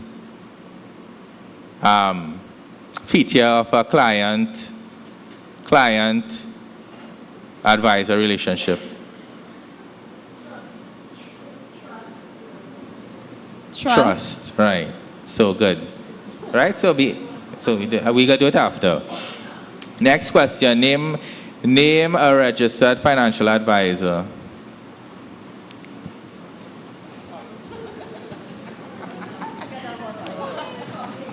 Republic Bank, Republic Management Watch. Name a registered financial advisor. West Indies Stockbrokers.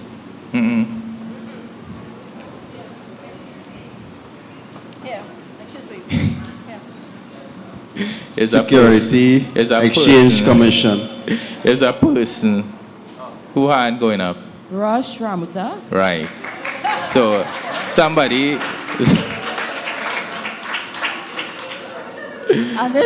actually listening. Right. So and this voucher is courtesy True Value. True Value, yeah, True Value. And one more, just two requirements. Two requirements to open a broker account.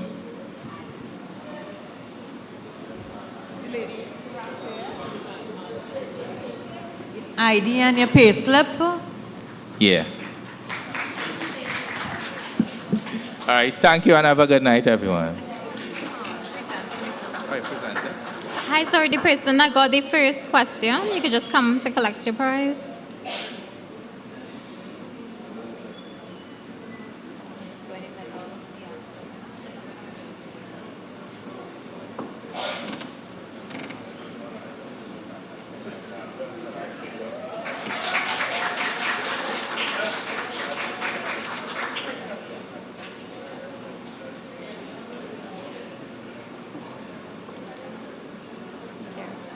Thank you very much, Rush, for that interactive presentation. Okay, so moving along quickly, what exactly are mutual funds? Let's now hear from the representative from the Mutual Funds Association of Trinidad and Tobago. Presenting to us today is Ms. Balmati Minwar Mohammed. She's an investment specialist at the RBC Royal Bank, Trinidad and Tobago. Ms. Mohammed.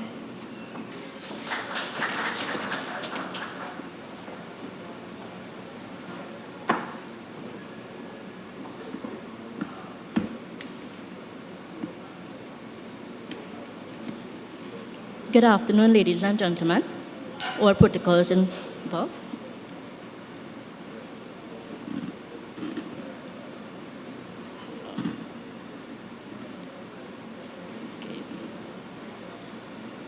Okay, just bear with me a little bit, please.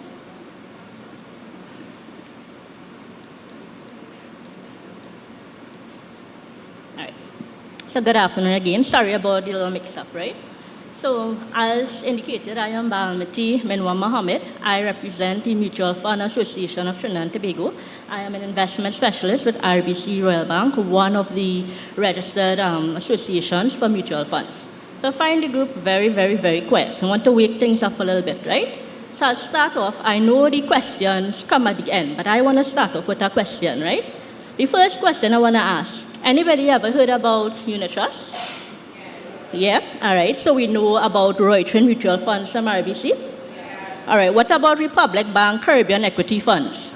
Yeah, wow, good from the audience, right? So we know about FCB Abercrombie Fund and so on, right? Now those are just, I'm not advertising, let me just put that out there, right? Why I brought up those names is because those are just some examples of some mutual funds that are available to you and to I, right? Right here. Right, so my role is very, very simple. I realize a lot of my information would have been repeated from the presenters before in terms of just sharing with you what is a mutual fund. So we're going to go through today what a mutual fund is, how it works exactly, and how it can benefit you. Right? I seem to be missing my first slide.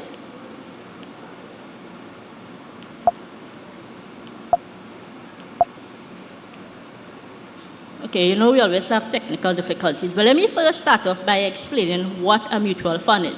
So as explained in the previous presentations, a mutual fund is really a pool of investments where investors like you and I come together. We bring our funds that we have to invest, we bring it together. These funds are then managed by professional money managers who in turn invest these funds by purchasing different securities. So we may purchase things like stocks, bonds, or other securities. What that does is that brings back to the investor, it seeks to earn some returns that go back to the investors, right? You all with me so far? Now remember, prices to come, so I need to pay attention, right? So one of the things that I want to reiterate is that there are many different ways that you could invest your money. A mutual fund is just one such vehicle. Right, so I just want you to say with me, a mutual fund is one investment vehicle. Right, so that being said, there are different benefits. Okay, so I do apologize, some of these slides don't seem to be coming up. Right, now there are different types of mutual funds, right? One such fund will start off by, we heard a lot about equities, we heard a lot about stocks, right? So one such investment will be things like stocks, right? You can invest in an equity fund. What that means, an equity fund is a mutual fund that invests in stocks. Stocks are ownership in companies, right? So that's one type of investment fund that is available to you. We also have investment funds that invest in things like bonds, right? Those are called fixed income instruments or debt funds, right? A bond is simply, as explained, take for example like a loan. So institution or corporation as well as government, when they want to raise funds for ventures, they raise something called a bond, which more or less is a loan that you are offering to the institution and that they will pay back at a rate of return at a later date, right? So we also have mutual funds that invest in balanced portfolio. They do a combination of things like stocks, bonds, and other instruments, right? So up on this slide, there are a couple instruments or securities that make up a mutual fund. So we spoke briefly on what a stock is and what a bond is. There are two others that are introduced, so we'll introduce in terms of things like treasury bills. So not all investments are like stocks or bonds. Some of them will be short-term in nature, and a treasury bill is one such financial asset, which is a short-term instrument. It's usually backed up by some security and issued out to departments like the central bank or the treasury, right? So they are for investors who are seeking short-term investment opportunities, yeah? We also have something called a guaranteed certificate instrument. This is a special kind of deposit, right? Most of the time it pays a fixed rate of return. It's usually for a short period of time, and when the term ends, you will receive the amount that you loan to the institution as well as interest, right? So let's just go into some of the benefits of investing in a mutual fund. So we heard a lot about mutual funds and what they are. And one such benefit we will talk about is in terms of diversification. So what is diversification? To put it simply, you know the old people have a saying, don't put all your eggs in one basket. That is what diversification means. It means that you buy a spread, a mixture, a variety of assets like we spoke about. So rather than just purchasing one stock in one industry, in one segment or sector, in participating in a mutual fund, what you do is you get the benefit of diversification where they purchase a wide range of assets. What that does, it spreads the risk around in that if one asset class doesn't do so well, you have the opportunity for the others that you invested in to come up and that you don't experience major losses, right? So mutual funds, most people might wonder, but why engage in a mutual fund? You know, I have the knowledge, the I learned so much about it here, why don't I just go out and invest in my own? Now, the thing about it is not every investor has the same skill set, knowledge, or experience, right? And with a mutual fund, this is somewhat where investing is made a little bit easy for you, in that you have professional money managers with the experience, the knowledge also, so that they can choose and select the investment opportunities. So most of the work is done for you and you benefit from the returns that come back to you, right? Now, a mutual fund is very, very liquid. What that simply means is that it's easy to get into the fund or buy units or so, and it's very easy to sell. So it's not to say like with a mutual fund, you put your money in, and when you need access to the fund for whatever purpose, you can't have access to the fund. That is far from the truth. In a mutual fund, in speaking to your investor, in speaking to your advisor, it's important to advise them in terms of your investment need and your timeline. So when funds are required, you advise them, and it's very easy to have access to the fund. In most instances, and I will say most, some institutions offer, if you make a request for funds from your mutual fund, you can have access as early as the next day. Yeah? Right. So in terms of accessibility, I heard, if not all, but most of my fellow presenters indicate that investing is very accessible, and that is so very true. You can start with an investment with as low as $500 TT. Now, investments are not only available in TT dollars. There are some mutual funds that are available in US, Canadian, or Euro dollars if you have savings in those currencies, right? And so that when you invest in those type of funds, you get back those currencies. So if you invest in a US fund, returns are actually paid back to you in US, right? So, in that being said, in investing in a mutual fund, what it does is offers you the potential for growth and the opportunity to create and grow wealth over time.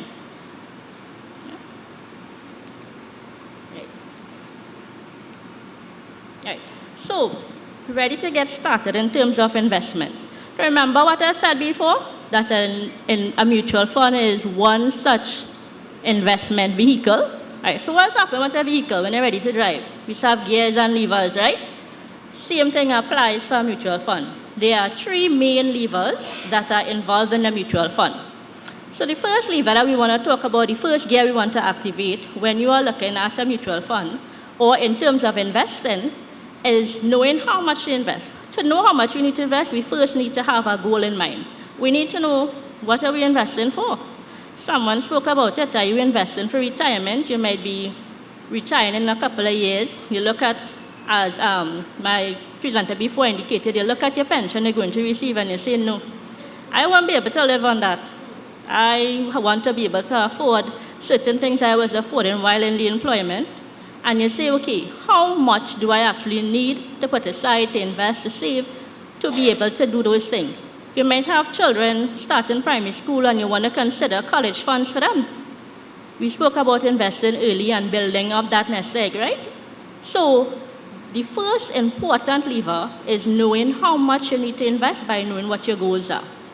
The second important lever is how long you need to invest for. So we need to know what is my timeline. If you're, let's say, a young couple, just got married, you're looking to purchase your first home. So you need to invest and put aside for your down payment on your mortgage.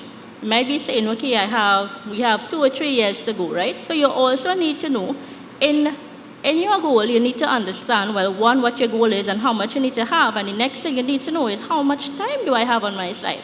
Because mutual fund, different funds operate differently. So you don't want to get into a fund that is long-term in nature and you have a short-term need. You might need to use funds in a short space of time, right?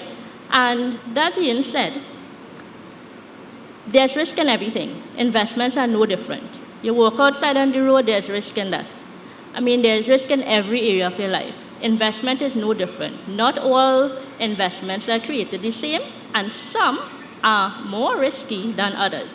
So you need to know what is your risk profile. Right. Yeah. So the reason for that is because there's a certain relationship between risk and the return. Now the returns will be like the interest, the dividends that you expect to earn on your investment that you've made. Now when I say there's a relationship, so let's, a lot of people, the perfect example would be that I take little or no risk and I get some very high return. Anybody ever promised you anything like that? Come and make an investment, no risk at all, nothing to lose, and you will make 20% return in a short space of time. Anybody ever heard about that? Yeah. And we've known some very sad stories that came out of that, right? Right. So the relationship between risk and return, what that means is that for risk, if you are the type of client or the investor that is on the lower side for risk, you look at yourself, you say, listen, I can't afford to lose too much of my money. I work too hard for that. I'm not willing to take on so much a risk. Then, as an investment advisor, mutual fund association, we have to look at proposing solutions to you that fits that risk profile for you. We can't willingly know that you are a client who does not want to take on a lot of risk and put you in something that is higher risk, right? Now, if you are the type of client who's saying, listen, I've put things in place and I'm willing to take on a little more risk, and you are willing to look at instruments that that are more risky in nature, then the potential for higher returns is there. Now remember, I said potential, as someone indicated before, there is no guarantee on the rates of return that you can earn.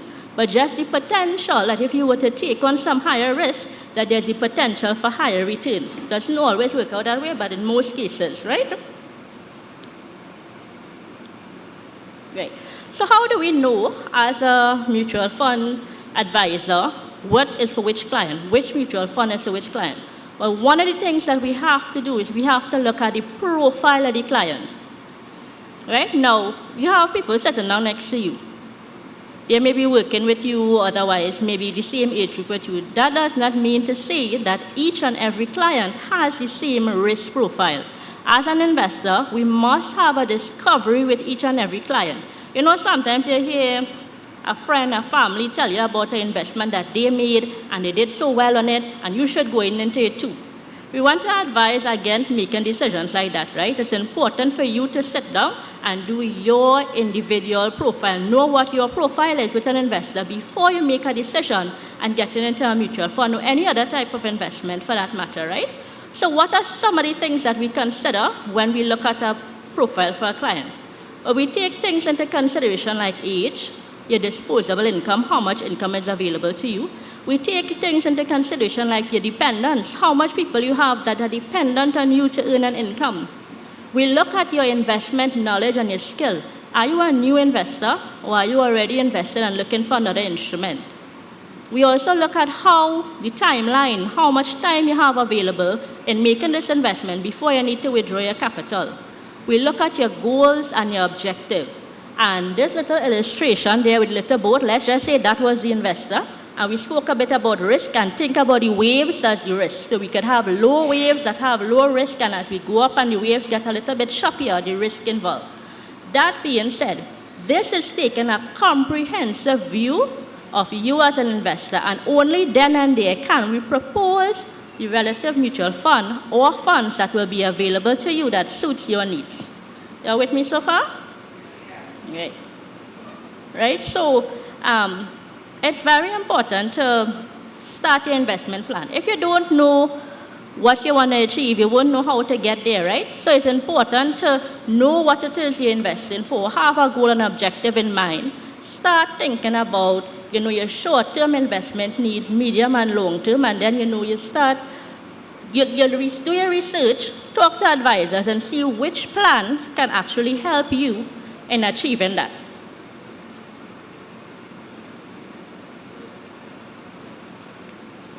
Right. So we spoke a lot in terms about minimizing that risk we involve. One of the things that we want to talk about just briefly before we wrap up is in terms of diversifying your portfolio. And as I spoke before, diversification is that whole basket where you have a mix of assets so that you spread the risk around, right? Right, so that is it for me. I do apologize for the technical difficulties with the presentation. I do hope, though, that you are able to take away some information. And we come to the favorite part of the presentation. Everybody's on board for the prizes. So on behalf of the Mutual Fund Association, we have one prize and we have two others from one of our sponsors, Massey Stores. So I have some questions to ask. I started off by saying that a mutual fund is a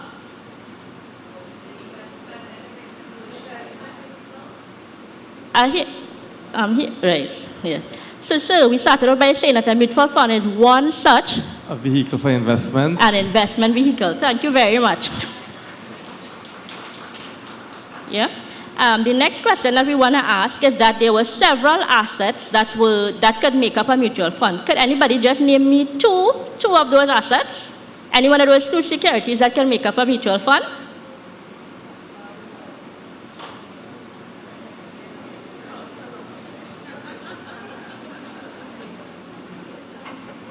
Hi, stocks and bonds. Very good. Thank you very much.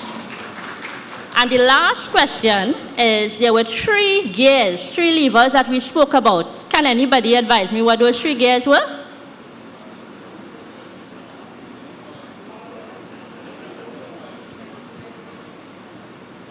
The levers are how to invest, how much to invest, how long to invest, and how much risk you take on. Okay, very good. You all were paying attention. Thank you all very much. You are a fabulous audience. Yeah. Thank you, Balmanti, for that wonderful presentation. Could I just invite the person that answered the first question correctly to, yes.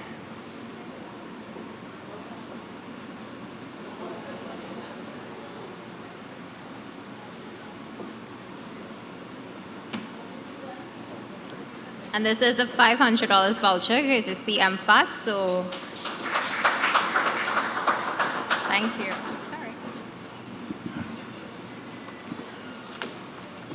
So see, we're not only learning about investing, we actually have investors here, and or if they're not investors, they actually will be investors after this program. I take this time to invite you to complete our post-event questionnaire and drop them at the registration desk on your way out, or they can be handed to any of the ushers. We have now reached the regulator's role in today's program, and our final presentation will focus on issues related to investor protection. These presenters are staff of the TTSEC, and they will be taking you through the role of the TTSEC in investor protection. I now invite Ms. Ria Rez, Lead Counsel of Enforcement, and Ms. Renee Vincent, Legal Counsel, to the lectern. Renee?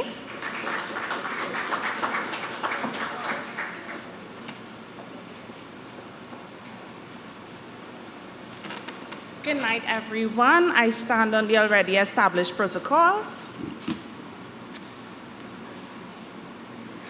Today, I'm here to present on the role of the TTSEC in investor protection. I have a small disclaimer to give before we start. The views that are being expressed here today are the views of staff of the Commission and are not necessarily represent the views of the Commission. And also, the presentation is provided for general information purposes only and does not constitute legal advice. So to begin, about the TTSEC. The TTSEC is a regulatory body with responsibility for the securities industry / capital markets. At its simplest form, what does that mean? We supervise, we have oversight over any person that operates within the securities industry and the products that are offered within that industry. So at our core, our mandate is to protect investors and to protect the integrity of the market. We do this through regulation and supervision, including activities such as surveilling the markets, inspecting the persons that operate within the markets, investor education through disclosure obligations, as well as investigating potential breaches of securities law and enforcing those breaches against persons. What is important to note? Persons or entities must be registered with the Commission in order to conduct certain activities relating to securities. So to begin with, just to have a proper understanding, I'm going to go through some of the persons that are required to be registered with the Commission. So we have reporting issuers, which are persons that plan to sell securities, or a company that wants to list on the stock exchange. We have broker-dealers, who are persons dealing in the business of trading for themselves or on behalf of their clients. We also have investment advisors, who advises clients on securities, which would have been covered by Mr. Ramata. And we also have registered representatives, which are basically the persons, an employee or an agent, who deals with all the activities that are required for broker-dealers to effect transactions. How can you identify persons that are registered with the Commission? On a simple Google search of the TTSEC, our website will come up, and as you can see, there's a list of registrants. When you click that, it will carry you to the page, and as you can see where you see registrant listing as at the 31st of March 2024, you can go into that document and it will show you if someone is registered with us, as well as the capacity in which they are registered with us. And also, as you can see, it's updated annually, so at any point in time, you can tell if someone is or was registered with the Commission. So now let's get into the meat of the matter, scams and frauds. There are several types of scams and frauds that are perpetuated right now within our market, and of course, through the use of social media, they have risen exponentially. This is because social media allows for a greater target audience. What kind of scams are in the market right now? It can be unregistered persons selling securities, persons selling unregistered securities, prohibited schemes, and cryptocurrency or forex scams, which deals with like Bitcoin and USDT. I'm not sure if anyone here is familiar with the term prohibited scheme, but I'm sure some of you are familiar with the terms pyramid and Ponzi schemes, correct? So a pyramid and Ponzi scheme is basically an alleged investment opportunity that tells someone you can get high returns in a short space of time.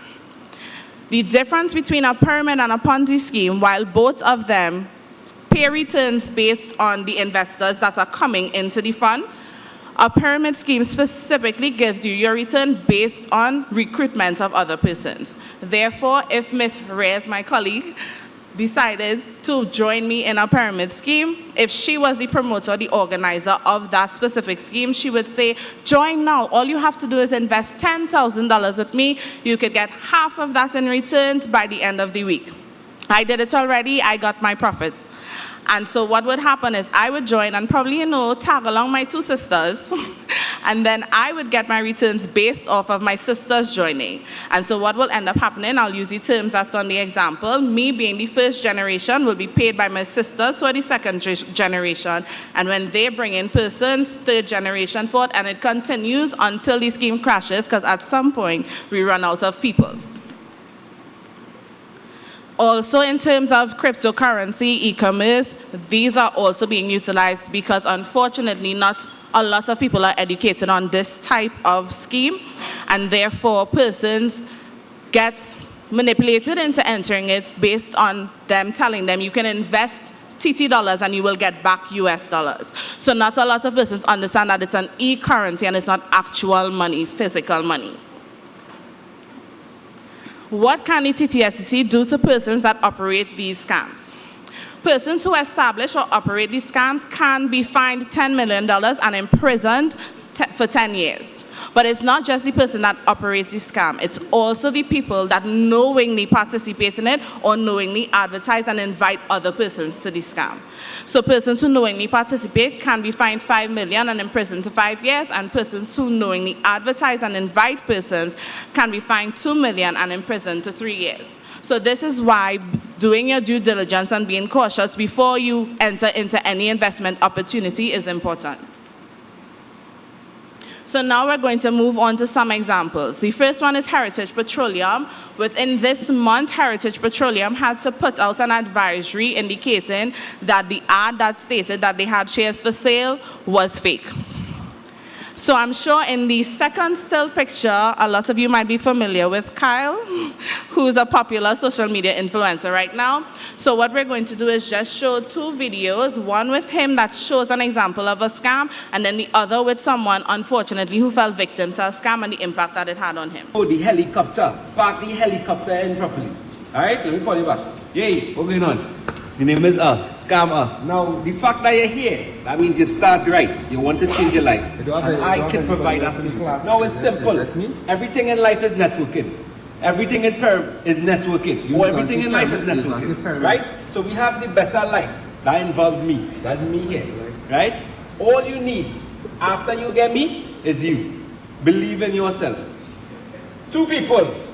And watch the money roll in. This is where it is. Now, to start the class, is a down payment required, right? So it's 20,000 TT to start.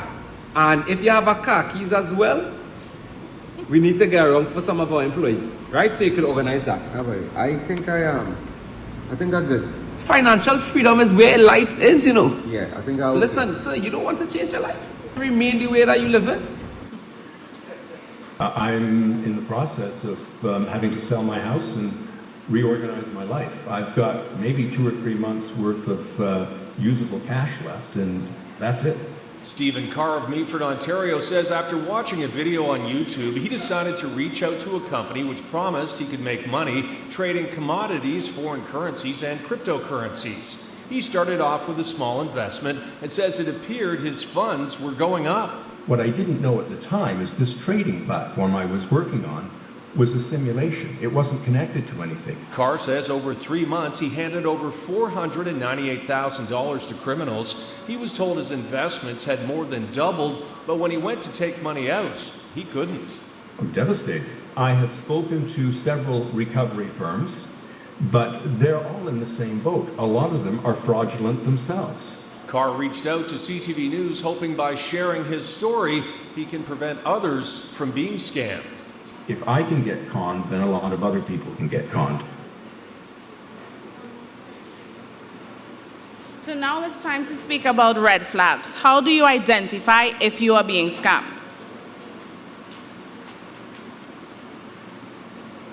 So a lot of them are using fake profiles. This could be on social media. This could also be their WhatsApp profile.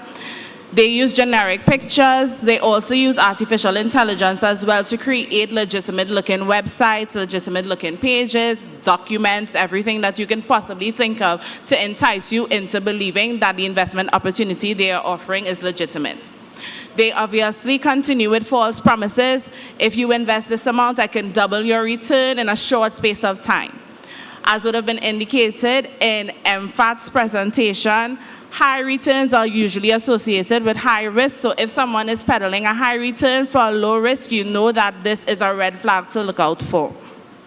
A lot of times when you engage them on an ad, whether you see it on social media, they move it to WhatsApp or Telegram. This is where they'll give you more information to pull you in. But what you also need to make sure and look out for is the lack of information.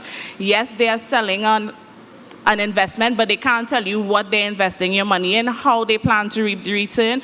So they're selling this product, but when you delve further and you ask certain questions, they don't have responses for them. Some of them will ask for your bank details. All banks put out ads about not giving out sensitive information to unknown persons. I think that was also covered in someone's presentation earlier tonight. That is something to look out for as well. If someone is asking you for your ID, your credit card information, the passwords, you know that that is most likely a scam because they should not have that information. A lot of them would claim that there are no fees attached. What happens usually is after you invest your money, when it's time to withdraw, now there's a fee attached. So, and these fees are not nominal in amount. It might be $1,000 and more. And once you pay that, then there's another fee, and it's delaying tactics to get you to not withdraw the money. But it's also a trigger for them because it makes them aware that now you are aware that you're being scammed, and it will allow them to know to take out the money before you get a chance to actually pursue it. As I would have indicated, illusion of legitimacy using artificial intelligence. They try to make their businesses look legitimate. They also try to make it seem like they are dealing with legitimate companies. So also that passed in someone else's presentation where they said, make sure and find a contact with the company to ensure that you can verify the information. And I think that's a prime example in the petroleum example that went previously. also, in terms of when it comes to transfers and online transfers, it's a red flag when they indicate to you not to put a description for your online transfer. This is because they're obviously trying to make sure that the banks aren't triggered by their activity. Some of them avoid the banking system totally and use third-party money transfers so that there isn't that trace or trail back to them as well. A lot of them also, if you're dealing with scam investments, you will receive a transfer, you will have to transfer to Jennifer Lopez or George Clooney. So it's also that you're dealing with persons that you don't even know, has no affiliation with the purported business that you're dealing with. All of those are red flags to look out for. As I would have indicated, continuing fees, a sense of urgency is a major thing. Most times they pressure you. They'll keep coming back asking you you're sure you need to get it now? If you don't get it now, you'll miss out on these returns. That urgency that they create is a huge red flag. Always do your due diligence, no matter how much they're pressuring you. Because let's be real, if it's a salesperson, they want the sale and they'll give you the information you need to want that sale. So if they're pressuring you, that's a red flag. They also, with the use of AI again, create fake testimonials on their social media page, and if it's via WhatsApp, then they put you onto fake people as well to send you fake screenshots that, look, I got my transfers, I made the money. That's also something that you have to look out for. So don't trust testimonials that you see online. And lastly, all of that culminates in the end to the disappearing act. You're going to try to get onto them. They're not going to be answering your calls for a period of time. Like I said, they could be using withdrawal delays in terms of adding on fees, but it amounts to, in the end, their phone is disconnected, the social media page is erased, there's no way to get onto the person, and unfortunately, at this point, you've already lost your money. So what can you do? Be vigilant. Do your research, do your due diligence before investing. As would have been communicated at the start, both the promoter, the company, and the product must be registered with the TTSEC. It's the age-old adage. If it seems too good to be true, it usually is. Trust your gut. Pay attention to the investor alerts and public awareness articles that the Commission usually posts on its website and our other regulators. And if you or anyone that you know has fallen victim to a scam, or if someone approaches you with something that you believe may be a scam, please, please, please report suspected securities fraud to the Commission. Lastly, I would have attended a fraud seminar a while back, and the host at that point used this term, be politely paranoid. I fell in love with it because I think it sums it up perfectly. Do your due diligence, be cautious, ask all the questions that you need to ask, because at the end of the day, it's your money. And unfortunately, you are the person that has to suffer the consequences if you are scammed. So don't be shy about asking questions. Don't be embarrassed. Ask every single thing you need to ask to make sure that you're making an informed decision. How can you go about lodging a complaint with the TTSEC? You can use the TTSEC's complaints form that can be found on our website. As you can see from the still picture, under the Investor Protection tab, there's the complaints procedure. You can also email marketcomplaints@ttsec.org.tt. You can mail in your complaint by post. You can actually walk into our offices at levels 22 to 23, Tower D, International Waterfront Center. And lastly, because we're all convenient people, you can download our app, our Investor Protection app, and it's available for both Android and iPhone. So just to reiterate, persons must be registered with the TTSEC. Their products must be registered with the TTSEC. Do your due diligence always. If you suspect someone is being scammed or you, unfortunately, have fallen victim to a scam, please report it to the SEC so that we can do our due diligence, investigate, and take enforcement action accordingly. Thank you. So now we get to the best part of the whole presentation, questions. So can anybody point out two of the red flags to look out for to identify investment fraud and scams? Which one?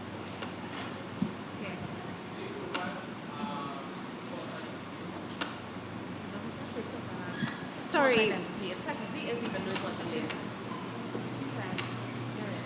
Fake profiles and false promises. That's correct. The next question. You say when the price is different? Don't tell them this. So The prizes tonight are from the Trinidad and Tobago Securities and Exchange Commission, and 2 vouchers from Extra Foods and 1 from True Value. Now, the second question, 2 ways to report or make a report to the TTSEC.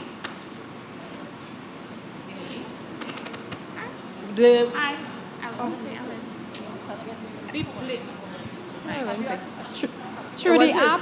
No. Ellen. The one next to you had her hand up first. Sorry. Yeah. Because she won a prize already. Oh, okay. Yeah? You can walk in or you can use the form, the complaint form. That's correct. The third question. Now, this is a true or false. The list of persons or companies registered with the Trinidad and Tobago Securities and Exchange Commission, can be found on the TTSEC's website. True or false? True. True. True. She answered, right. Yeah. Okay, that's correct. The last question.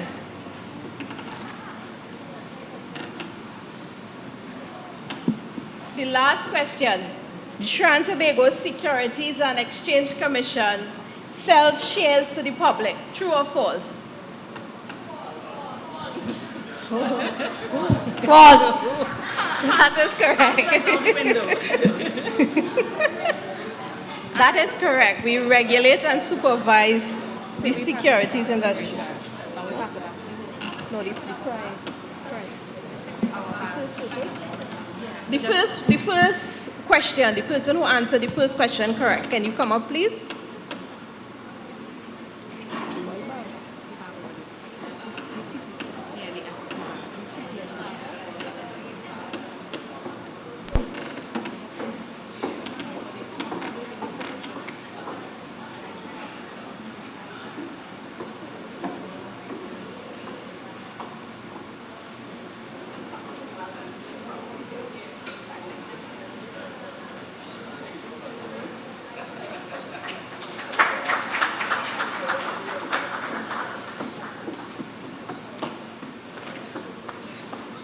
Thank you very much, Rio and Rennie, and thank you to all our presenters for your very engaging and informative presentations here today. Please, let's give them all a round of applause.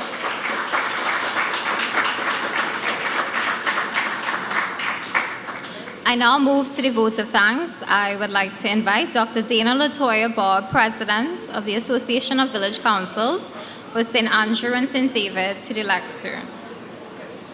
Dr. Bob.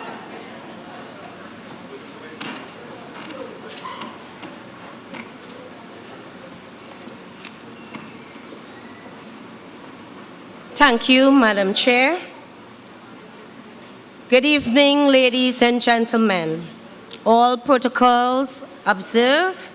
It is indeed my privilege and pleasure to say thank you to all who contributed to the success of the Trinidad and Tobago Securities Exchange Commission's Investor Education Community Outreach Roadshow held in our proud and beautiful community of Sangre Grande. Today was indeed a good day for the people of Sangre Grande and surrounding areas.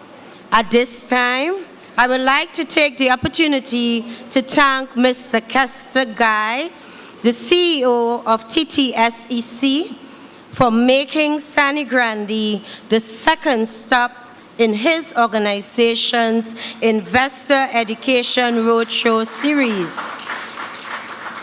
To the Chairman, Councillor, Mr. Kenwin Phillip, Aldermen and Councillors of the Sangre Grande Regional Corporation, who were more than willing to partner with the TTSEC, contribution immensely to the success of the roadshow by ensuring the large turnout was witnessed here this evening.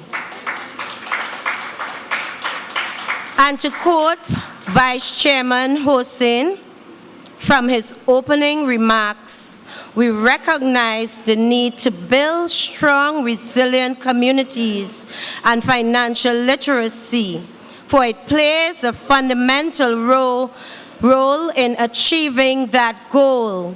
A financial educated community is a thriving community, one that can make informal decisions about saving, investing, and wealth creation.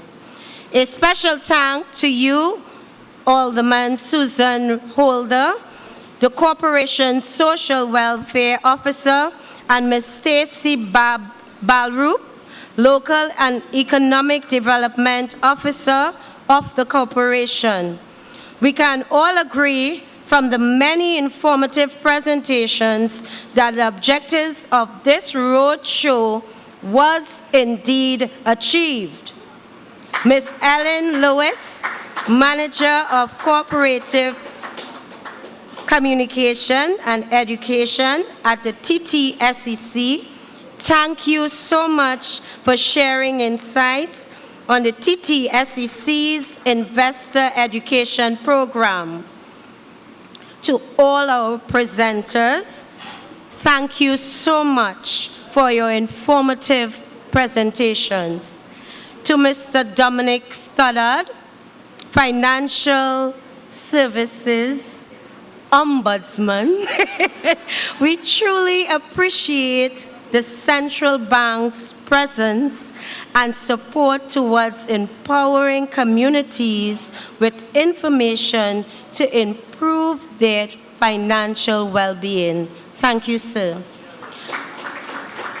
To Ms. Nola Vickles, Senior Market Operations Officer at the Trinidad and Tobago Stock Exchange, thank you.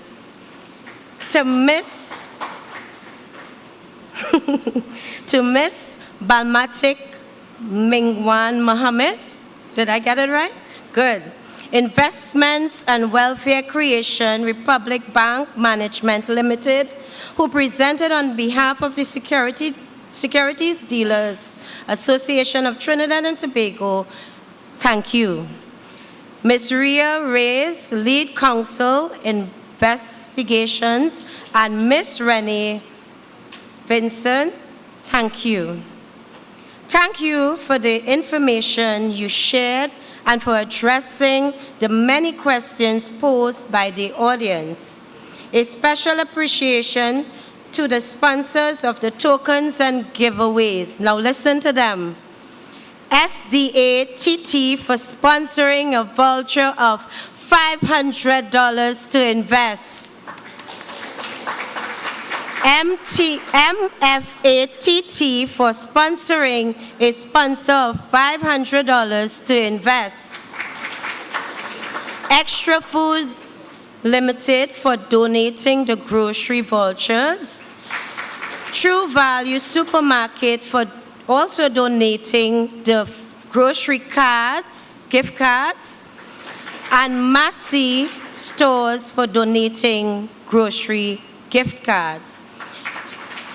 A special thanks and special appreciation for the Ministry of Agriculture, Land and Fisheries, Ministry of Sport and Community Development, Ministry of Youth and National Services, NEDCO, that is the National Entrepreneurship Development Company Limited, Trinidad and Tobago Stock Exchange Limited, Central Bank of Trinidad and Tobago, to the Senior Superintendent, Mr. Christopher Pampanet of the Eastern Division of the Police Service and officers of the Sangre Grande Police Station, thank you.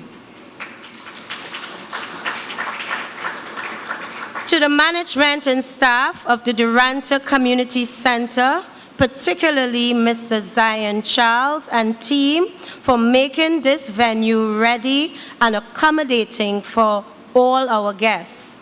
To the hosts, Ms. Rachel Rampasad, Senior Communications Officer at the TTSEC, thank you for facilitating the smooth flow of this agenda and engaging the audience. Let me hear you.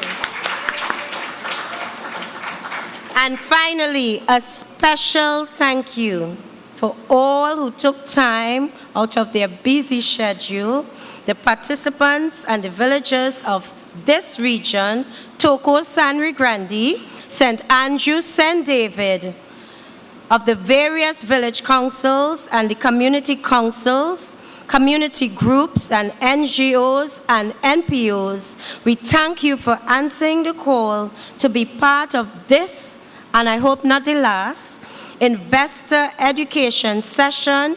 And on behalf of the TTSEC, I know we are looking forward to an invitation to mayhaps go Toko, and to host another investor education session.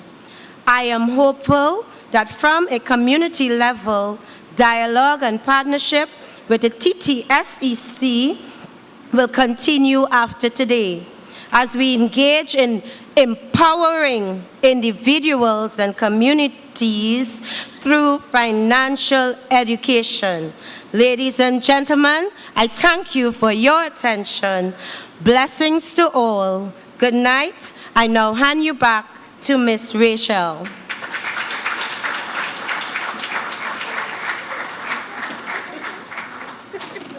She's running off stage and I'm like, don't go yet.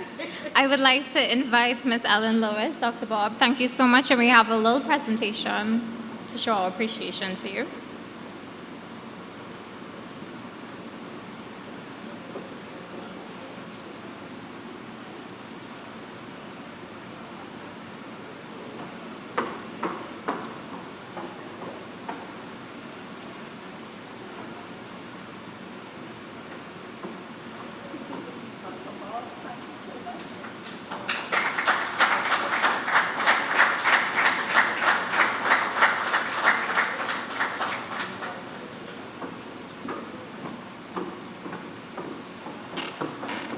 Thank you so much, and I would like to invite Ms. Hazel Ram Singh Prasad to present a token of appreciation to Mr. Zion Charles. Can you both come on stage, please?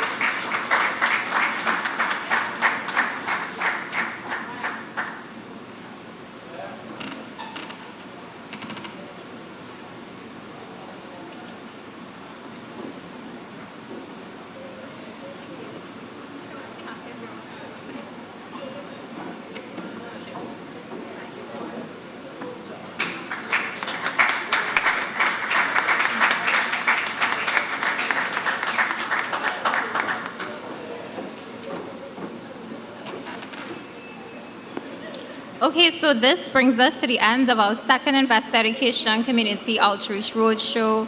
Thank you once again to all those who partnered and collaborated with us and those who contributed to making this event a success.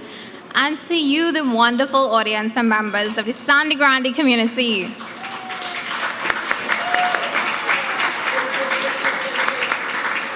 We wish you a safe journey home. For those who collected chits with their registration packages, light refreshments will be available downstairs. On behalf of all of us at the TTSEC, thank you and good night. And for all the presenters, we would like to invite you on stage just to take a group photo. Thank you so much, everybody.